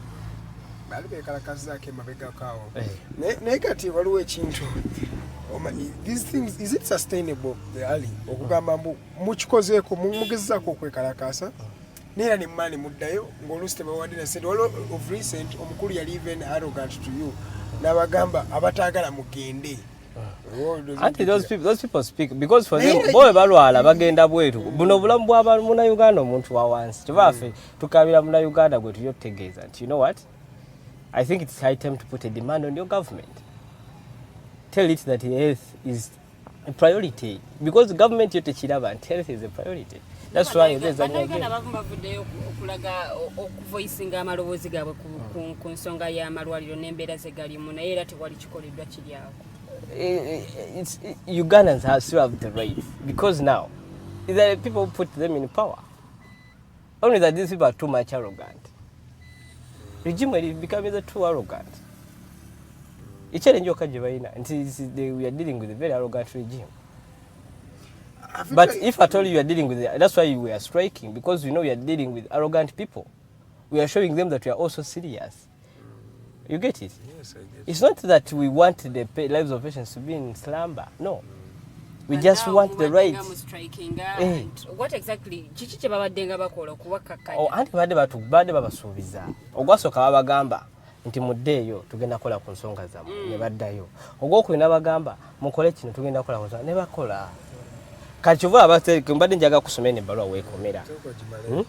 Urge all medical interns to continue with the 12-month training without any interruption by unwanted strikes. Successful completion of that 12-month internship training will enable them for registration of the respective professional councils and enter the job market, either in public or private sector without delays. This one, actually, very many doctors are seated down there and they cannot. Because Actually, no trial in COVID, but very many were laid down because their hospitals couldn't manage. You get it? Inform all interns, this is what they took.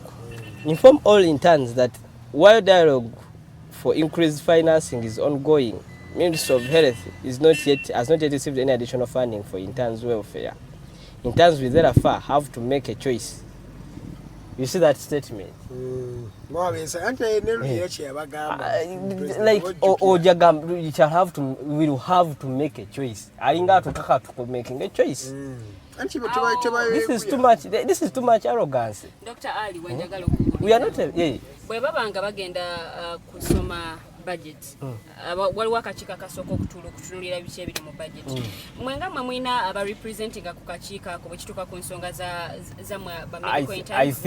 I think tuyinza okuba tulina representing health naye abe basooka okugetting corrupted because we are just tipped that, you know what, even in this draft your issue is not there. Because I think it was financial year 2019, 2020, or 2020, 2021. Mwali mwagala ensonga yammwe sente zammwe ziteekebwemu mu budget naye ate kigenda okuddanga budget mwete mulimu. Kyekyo kitugezaako bagamba tukyalina time kubanga nga tebanasoma budget tukyalina time. So this time round bwe banaabawooyawooya ne babakkakkanya munasobola okuddayo ku mirimu. Kati ffe kyetuddirayo ku mirimu okuddayo kwaffe ku mirimu kuli nti twagala basooke bafune batwage drafting gundi sente zaffe kweziri nyongere tudde ku mirimu. But even last time tekwaliko draft.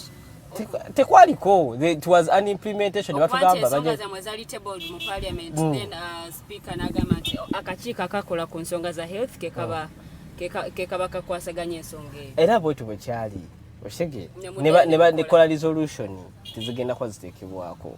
So even this time round which nabeera nga kyo kimwe munaddayo muli willing okuddayo kola. Okay, this time around the demands are different. We want the money to be affected in the budget. That's when we shall go back to work. Budget inatera okubeera ng'esomebwa. They still have time. Government webe yagala abantu baayo ejja ku making sure nti the sente zibeera mu budget.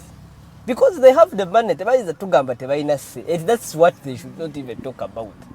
Because we cannot say that temulina sente nga we have seen you spend 7 billion on just one day. Yet we are requesting for only 24 billions. In just one day we're spending the 7. Ate bane bajja bagulaagula to cover up the regime.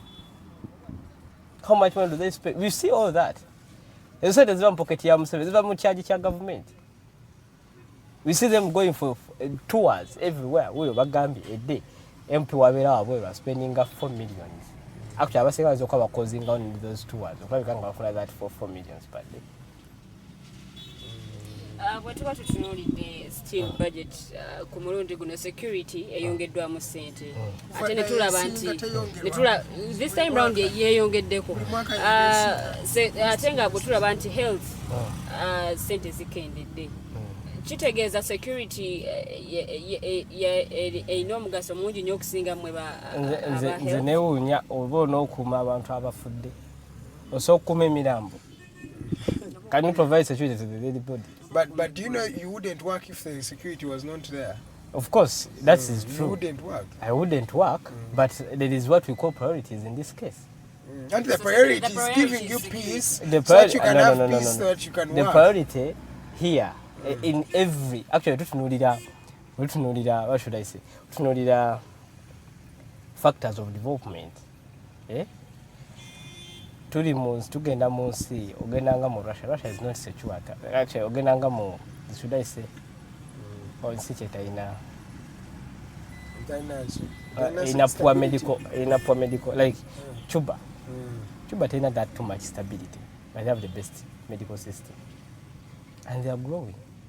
How much okujjanja malaria yekka ngoli mukakkiri ngoli wabwera okosa sente meka nyingi tugamtwalo nga musanvu awo kitone nnyo oba waliwo omukyala yalwala omusujja n'agenda ku ddwaliro awo ewaffe Entebbe n'aspendinga emitwalo 7 ku lunaku lumu n'aŋŋamba kati nze nziina bali batazina banazijjawo yajja nannyonnyola ogenda mu ddwaliro ng'oli desperate onoba n'akasente ko mukyasobola okugenda mu middle income nga muspendinga that much on health mwenga abantu ndo income yetwajeerabira kati yetwaje bagitusuubiza 2 yagamba ne mawulire kyalimu ate yakyewakanya ogwasimbyo ng'alayita yamanyi okwewakanya teyasuubizangako yabagamba 2 it means vision 2040 of course tulina okulaba nga tulina milestone nti kati tuli ku level eno tuli ku level eri tulina ng'egyoyinza kuleetawo obugagga mu bannayuganda mu nsi yonna nga tukwasizza health as a factor olaba twafuna bufunye covid nashokinga the system zonna nga mulinga abafunye olutalo how much has the government ever lost the money like it lost because of COVID-19? How much money did the US lose? They have the biggest security. How much did they lose only in the small pandemic that didn't even last 3 months? In just 2 months, the economy is crumbling. I think that health is not a priority. But then you are seeing the economy is crumbling. Why then are you putting the government on the spot? Of course, you have to put it on the spot because if at all you are crumbling, we would see. Singa tugabe mbukati omusala gwaba gonna goba gusaze. Ebyala wese bade bagenda bana babikoze eshi. Nga bade balina spending 7 billion, spending 1 billion. We would understand. Because we are also human. Next State House yabani budget yayo. Ezo zokwata ziri mu State House. Twajja budget bagiyisa later. Kitegeza cyane mu financial ya nezavayo state. Supplementary ezo sente zibulezo. This what is amazima guy, that is just a way of diverting us. Oba ensonga ye okuba nti economy y'eggwanga yakamuko wansi due to COVID-19 ensonga lwaki emisala gyamwe gibadde teginaba allowances zamwe zibadde tezinaba kwongezebwako. Ekizibu kye tulina wano mu Uganda, one, we don't have the discipline. People are so arrogant. Tebalina discipline. Kubanga kati gwe obeerawo bwe yakikugamba intern, you are useless. How will you even no moya otya? Omugambi already useless. Hey, omugambi already useless. How will you bring the sweetness out of them? Of course. Let's look at the medical interns as well. But medical interns by challenges singa ola bakoze nnyo mistakes ku mulimu. Oloza oba ensonga lwaki government eganye nnyo prioritizing you people because a lot of interns make a lot of mistakes on job. Banji bakosting people's lives. Bakuba amadagala agala expired olimu amachamu. It has happened before. It has not once, not twice. It has. Let me tell you the truth. Yes, sir. A medical intern. Ola bagamba nti like kizibu nnyo kubanga you work under supervision. You work under supervision. When you see a different case, you consult your senior. Doctor, I have seen this and this. What should I do? The way to make it is tell you to make is a medical internship. Because we call it so we actually omwana ina appendicitis so bamukubaddaga smali yachi ingo omwana ina appendicitis era tebaba mutu samangu doctor namulaba Kampala hospital nagamba ne bamukolewa surgery there and then bagamba if you would have stayed like for 6 more hours he was going to die. Of course, very many things happen in the medical system. When diseases presented, actually, naturally, you twina. You try to kalakasa kabasawo. Into the twina enough diagnostics. Oshege. Into the twina system is facilitating a medical health. Because if you are done an ultrasound scan, you are taken into all more appendicitis. Or you get a CBC machine. Material government. So how will you know? Your eyes are closed. Yeah, you're just also to see that the patient actually obo lwana kwa bikanga patient yaona. Toina na facilities kati appendicitis ina differentials nyingi. Oshege omuntu okubanga na pesa zichoka kirimu ebintu nga muto nga bingi nyo tuzo kugamba nti biri mu muntu oyo signs and symptoms ngazifaanana nyingi. So ekyo nakyo tukikalaka era nakyo kikyali kubanga ogenda mu ddwaliro erimu nga tirina facilities. Yes, ekyo mu Uganda it is very common because the health is not a priority. Okay, so Ali, what exactly do you want the government to do if you are going to get back the medical equipment mu mutana ko kuyamba bana Uganda? What exactly do you want? Plan chije mulenze down ngamugamba for us as medical interns of Uganda, the government, we need this and this. I'll first say the government of Uganda is very arrogant. Very arrogant. You've recalled that statement more than 10 times today. Yeah, it's because that means emphasis. It is very, very arrogant. Nego omuntu akola nawe olaba akola. Tomu appreciate like omuntu nawe abakola akantu. Ati so bakoneka initiative komoa. Yes. Neti omuntu na continue olina agamba netimbu is useless. Mkigambo ekyo kiringa ekisone it's a very big word. It's a very big word, useless. Yeah. What we mugaso? What we know why am I here if I'm useless? You get it? Yes. It's too much arrogance that has been into this bana bantu abatukulima bana too much arrogance. Ojja kwa ulienkera nga bavudde bawoni. But we also have our rights. We have the rights. That's what we are trying to fight for. Can our rights be protected? Can our voice be heard? It's like they're telling us that okay, narrated aganti. Utubanga tuligenze mu bine byokubategeeza. We are doing a sin. Okubategeeza mbu we are engraved.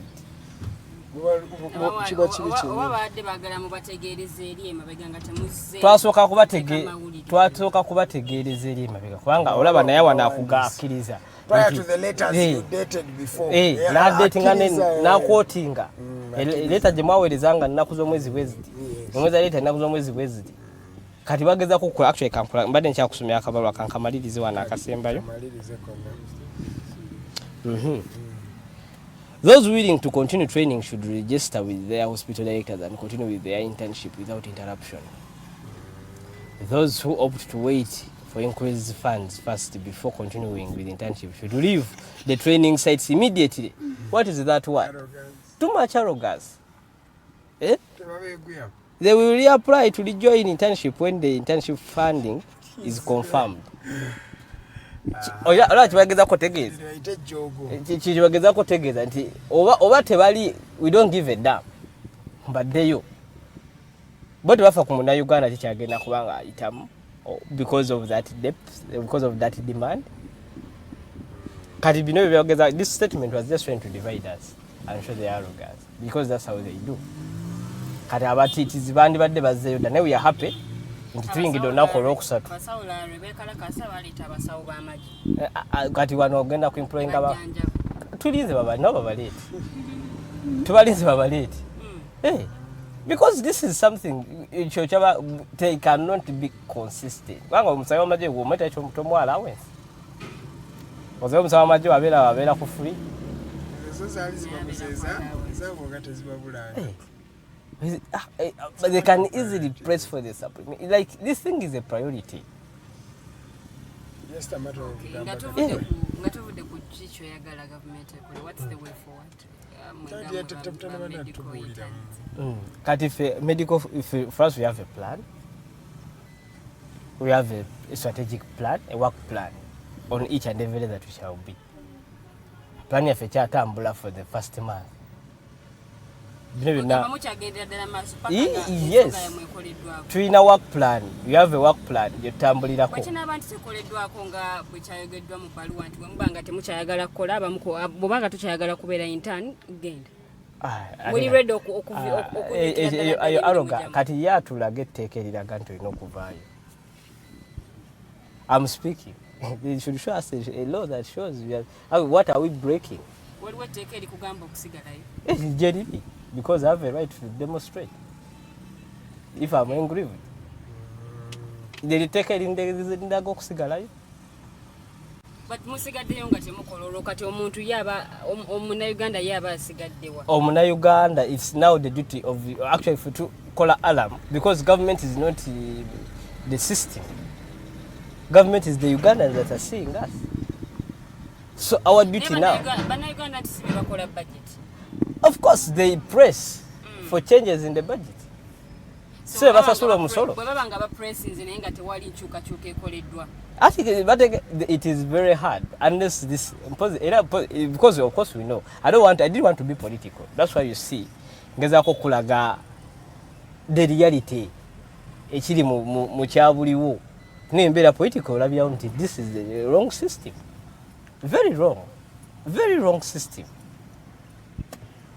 And these people went and voted as it is claimed. They went and voted. But this is what because it does not stop at me being represented.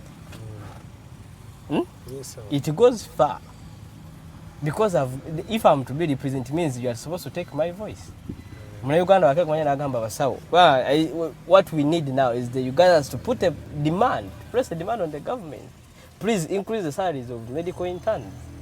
Okay. Literally. But these people, actually for us what we are trying to speak to the Minister of Finance to really see us as people who also matter. Because the challenge you have is that the ministry, anybody tuyambako ku ekyo tekikoze. I would say not even the ministry. The only thing that the ministry should be getting involved is because we are shocking the SS system. Whereby it's as the organ of government, enakuberanga absorbing shock eyo. Kati wetwa tujijewo kitegeeza all this will be felt by the ministry. Mukulaba okuko.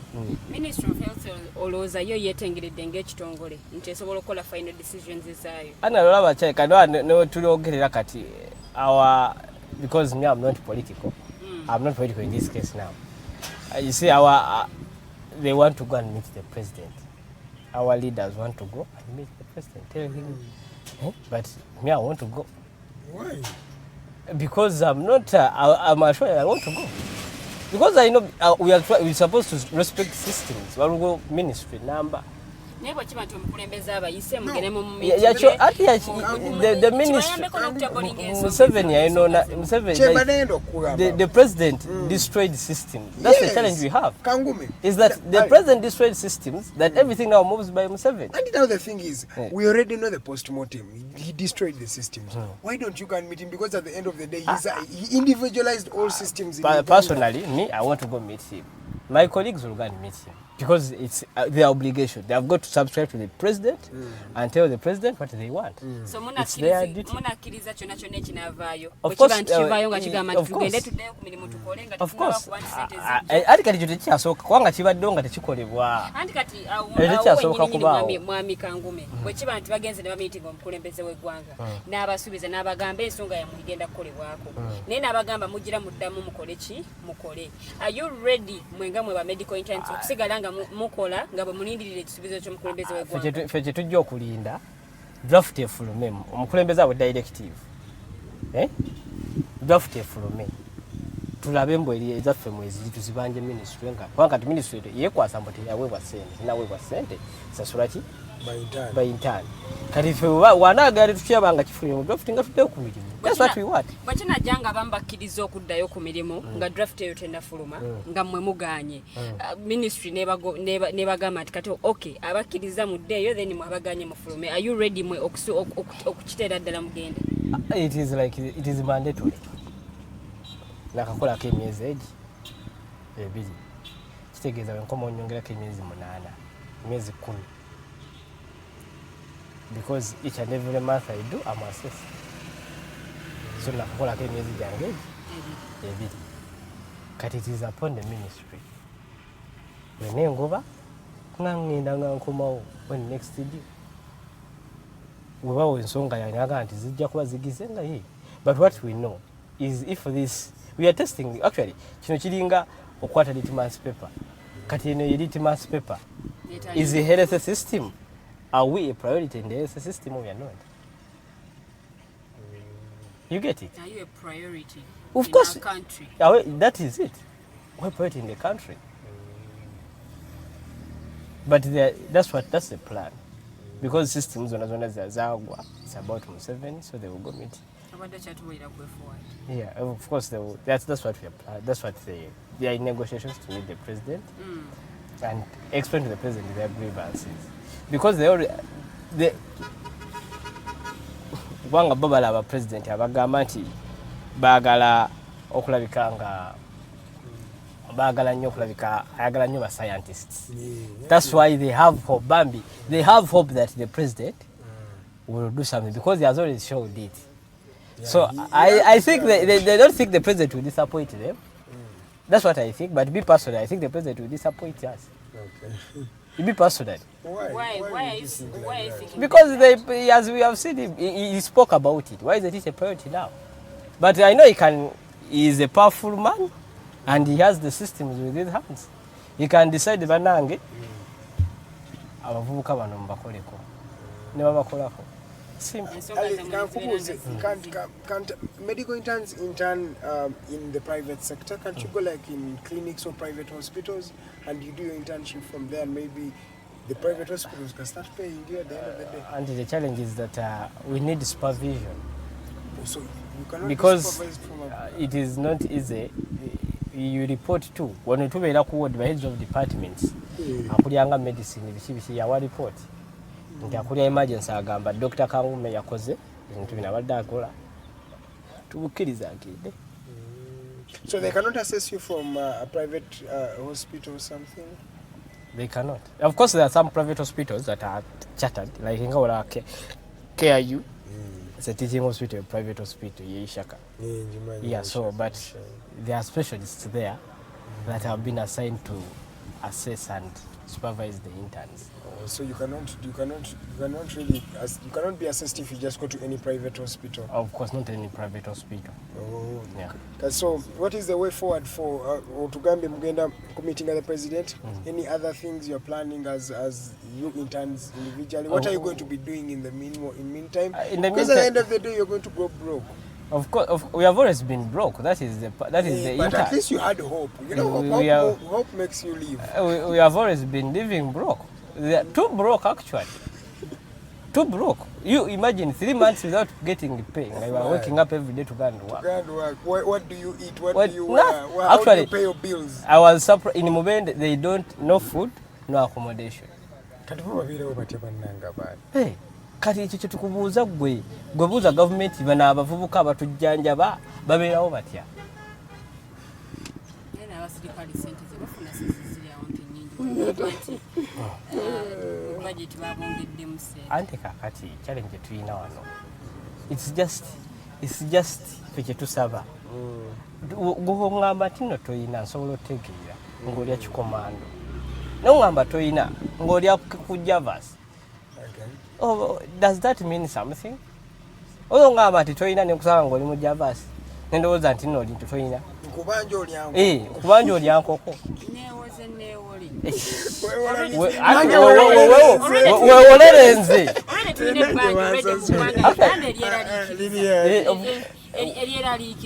nga vaintaani be baalireeta oba buli ake bwe bwalireeta intaani si be baleeta ebbanja eryo. It's not our problem. You know, the thing is, we've come towards the end of the show. We have 15 minutes to go. And I think this challenge is more political than actually, health related or something. That is it. Because prioritization is lacking in the systems we have. Yeah. Nekati, how do you think, how can we improve this? How then do we move forward as a government, as a country? Now I'm looking at you from a perspective of a politician, someone who has ideas, and I believe in the Alliance for National Transformation, people have ideologies and ideas they follow, judging by Mr. Gregory Mugisha Muntu, your cadre. So, sir, right now, what do you think are some of the measures that the government should adopt in not only just helping the interns, because there are many people crying, there are journalists that are crying, there are very, very many different people that are crying. The loans, let me inform you, 65.82 trillion that to seko 2 season loan threshold that we know as a country. So IMF techaswa tu asente, World Bank techaswa tu asente, chiwali tugenze mu communists aba China batandiko tu asente atoyo mu China omumanyi Tanzania. So how then do we improve not just the status of the interns or the medical doctors, but even the teachers, even the journalists and all other stakeholders and civil servants of the government? Yeah, the challenge we have here, like you said, General Mugisha has already said, we don't have discipline. The systems don't have discipline. Tell you what discipline at all. Systems is really crumbled. omuntu najja n'akwata ssente zanibadde zikola oluguudo n'azirya muntu omu and he's not questioned. You get it? Yetya njoka gye tulwanirira sigamba nti we are in opposition to oppose where there is credit we give. But I'm very happy actually in Chuludu patients always don't crumble for drugs zivaawo. I think season 9 is Muzibao. Of course, government because I've been to Chirudu more than once, more than twice. Challenge eliwo. Dagali batera okugaba tekuba panado is it metro? Tulina amadagala because we have the drugs. Actually, what happens with what I saw in Chirudu, which I had not seen in other government institutions that were in, is that really drugs are there. And challenge eliwo nti government enakuwa basic medic. Actually, constitution egamba babuwenga bawa basic medical health. Osekia yegundi jegamba. Kati that basic wane Chirudu bagikola. Awakala olwa madaga agosanga nga government etegasobole beya geri waggulu. Ago bagamba ogenda okaguli. Ogenda ogegulire wabwe. Okay. Embera gye mukoleramu n'okuba nti omusala mutono ki olowooza yemu ku nsonga eviiriddeko okuba nti mu malwaliro gano enguzi nnyingi? That one is unprofessional. Era tetukiwagira. We are against it because tekiri like enguzi. I've not seen enguzi in Chirudu because it's my first internship. Oyinza okuba nga tonnagirabako ku kamera naye nga gyeri. I think I will need to first see and kwateko mukono guno ogwaddyo tuyitewo nga tutambula ffenna. I've not seen it in Chirudu. That one I've not seen. I'll speak the truth. Okay. Yeah. Katugendeko mu comments abantu ze bataddeyo omukyala Nakiyingi Justine agamba government doesn't mind about health sector because when we fall sick because when they fall sick they are rushed. They are rushed abroad for treatment. Though one time during COVID-19, the officials also felt it when they were nursed in poor Ugandan hospital. Ariko Jordan agamba, Dr. Kangume, well done. How I wish you took Chiraga along. We are sole purpose is to save human dignity. We loved the profession, but the regime is making us regret and think twice whether you took a right decision. Whether you took a right profession. Then what's your take on Mwebesa's threats? Who is Mwebesa? Okay. Mwebesa is the Director General duties. What is our stake? For us, we are sticking to what we are saying. Actually, we are urging all interns, to stay united. What Mwebesa wants is to divide us, because if no intern is attending, then they will have to come on table. Yeah, because this is something that first what we want is that budget ya bili mugumu, bili mu ebili. Mutekebwemu. Draft efulumi kyangu nnyo kugenda ku draft batulabuli na ku parliament. Akwalo eno wiki wadde bali. Actually neno wiki wadde balayira. Bwana bagambo bateka mu financial year 2021 to. Atenga bagita we can no we need it because if we continue we change it to nti we tugamba to pushing it is not implemented. Because nalaba minister Mathew Kasayija bamuchunya nga mu budget ya omwaka guno wadde bagala kuteeka mu sente z'enzige. Kaba mubuze enzige zikyaliyo waliwo plan oba zireka zinatera okula. Plan, but you see, is what is happening. Is that we cannot really be twenza tuwoya nga twabyokola. Never bawoyeza emirundi giri gyonna. So that means ne ku mulundi guno bajja sobola okubawoya. The fact that bawoyeza ne batakola kijjawo kiri. You get it? Tekati tukyasobola kwesiga government kyetugamba okujjako nga twabe kyekoze. Tikyakkiriza bigambo bya tukkiriza byenakola ki? Byenekola. That's why we are still insisting into why not to here. Okay. PTKHT yabadde agamba, I thought we were talking about the medical interns in HWK for health talk on HTDO in the first hour nga tunabakoma mu second hour. Nakiyingi Justice, security is to keep one person in power. If you want a stable country, provide them with basic things and no one will fight you. Ariho Jordan, Doctor, I'm already here and any developments for our strikes to know wa muzemudda. Anga tuwunzika bubaka bwo obusembayo eri government eri abasawo bonna okutwaliza awamu n'okusingira ddala eri ba medical interns naffe bannayuganda. Nze kyenjagala okugaba ba interns musigale ku mulamwa bino si byakweyagaliza. Ministry akweyagaliza nti oba because I have very limited time in internship.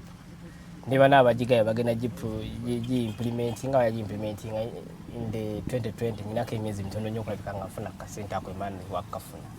Okitegeera. So what we are really crying out to is that we really need this thing to be done to stop the strikes. Actually ffe kyetuliko kati preventing strikes ezokuddamu kubeera nga zikola ki nga zibeerawo kiva tupressinga government kuluna ekole. You get it? That's why we are twagala kikome kuffe. We want to have a dialogue with the government.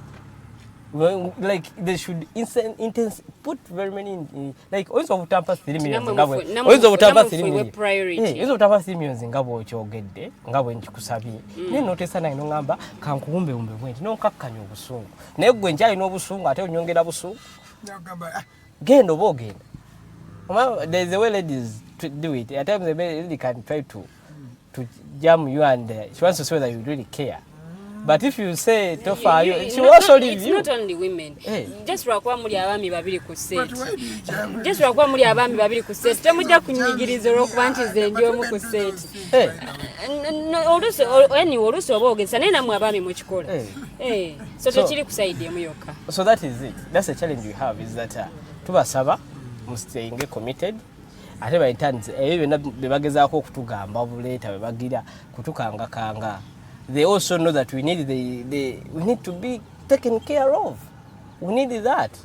Bakimanyi kyobola bakiteesaako toyinza kungamba nti parliament esobola okuteesa ekintu ne maana ekijjayo. Lwaki weteesa omusolo nga guli teyagusalako otiti nga tebamugjawo. Olowooza lwaki ensonga yammwe teyateekebwa mu financial year? Because you're not a priority. Because medical system is not a priority in Uganda. Kati mwe batali ba priority ate mwe mwagala babongeremu ssente. Anti bakitwala nga abatali priority kati batukawola abana Uganda yonna gye bali. Bebereremu. Mubalage nti muli priority. Balage government nti health system priority. Okay.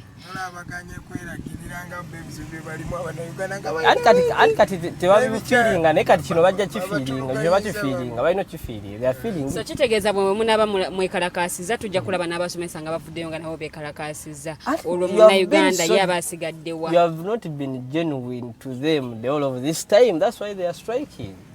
So because ebiseera ebisinga abasawo bwe bamaliriza abasomesa bebaddako oba si ki abasomesa be basooka abasawo ne baddako.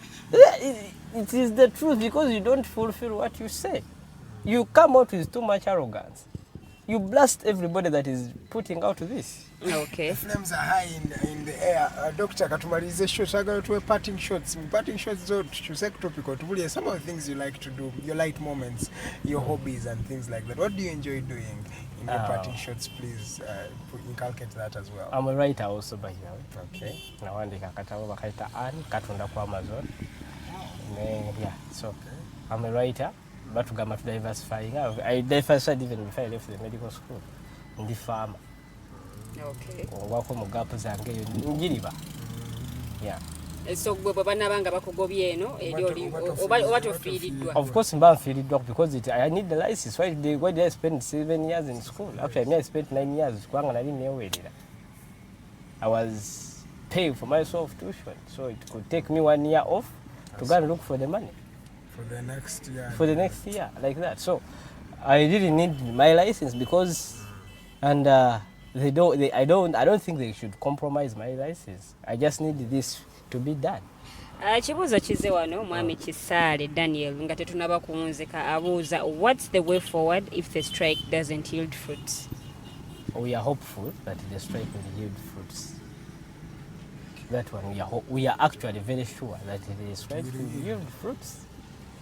We are staying at home till when because tetusobola kugenda ku street kwekalakaasa. Tuyinza okugenda ku street ne twekalakaasa ate abalwadde nabo ne batujoyininga ne tutandika kujjanjabira abalwadde ku street. Kati bwa twasazeewo tubeere ewaka femme kubeera nga tukola gavumenti kyeyagala. Okay, tweyanzege mwami Kisale Daniel Ndozo odiddwamu bulungi nnyo, mwami Bongani Emma, Dr. Kangume Ali, keep up the fight. Tweyanzege mwenna ababaddeko wano tusobola okubeera nga ate tusookawo. Tweyanza nnyo mu Dr. Ali obudde bwowaddeyo, kansubire aba medical interns byonna byayogeddeko mubiwulidde, agambye nti musigale nga muli bumu, byonna bibakola okubakumakuma oba okubaddaabiriza, agambe musigale nga muli bumu. Nakubira gavumenti omulanga nti ensonga zaabwe ate mubeere nga muzitunula mu bulungi nnyo nnyini ddala, nate babeere nga baweereza bannayuganda, because tekiri bo bokka si bali affected, wabula ne bannayuganda okutwalizaamu okutuukayo nga munnange eddwaliro kalu temuli basawo, ekiba kyeraliikiriza munnayuganda oba osigadde mu bbanga oba tojja kufuna bujjanjabi, olwo nno kwe kusanga layini empanvu. So kiba kitegeeza bajja kukolako ennamba emu, ennamba endala egendewa kate ng'oli munnanga agenza okujja mu ddwaliro ng'embeera ye si nnungi. Amanya nze Omumbejja Luwedde Lilian, koze ne munnange Edgar Mathew Karuhanga, omukyala Nabukira Teddy Tenjo yabadde producer olunaku luno olwaleero, mwami Roger Surehabo yabadde ku kamera era nga director abadde mwami Mukose Arnold Anthony. Jeremiah Mukiibi yabadde mu nkato nga tuvuga okutuuka ekiruddu wetusanze omugenyi waffe olunaku luno olwaleero. Akambagaliza olunaku olulungi, mubeere bulungi, tusinkana olunaku olw'enkya, mweraba.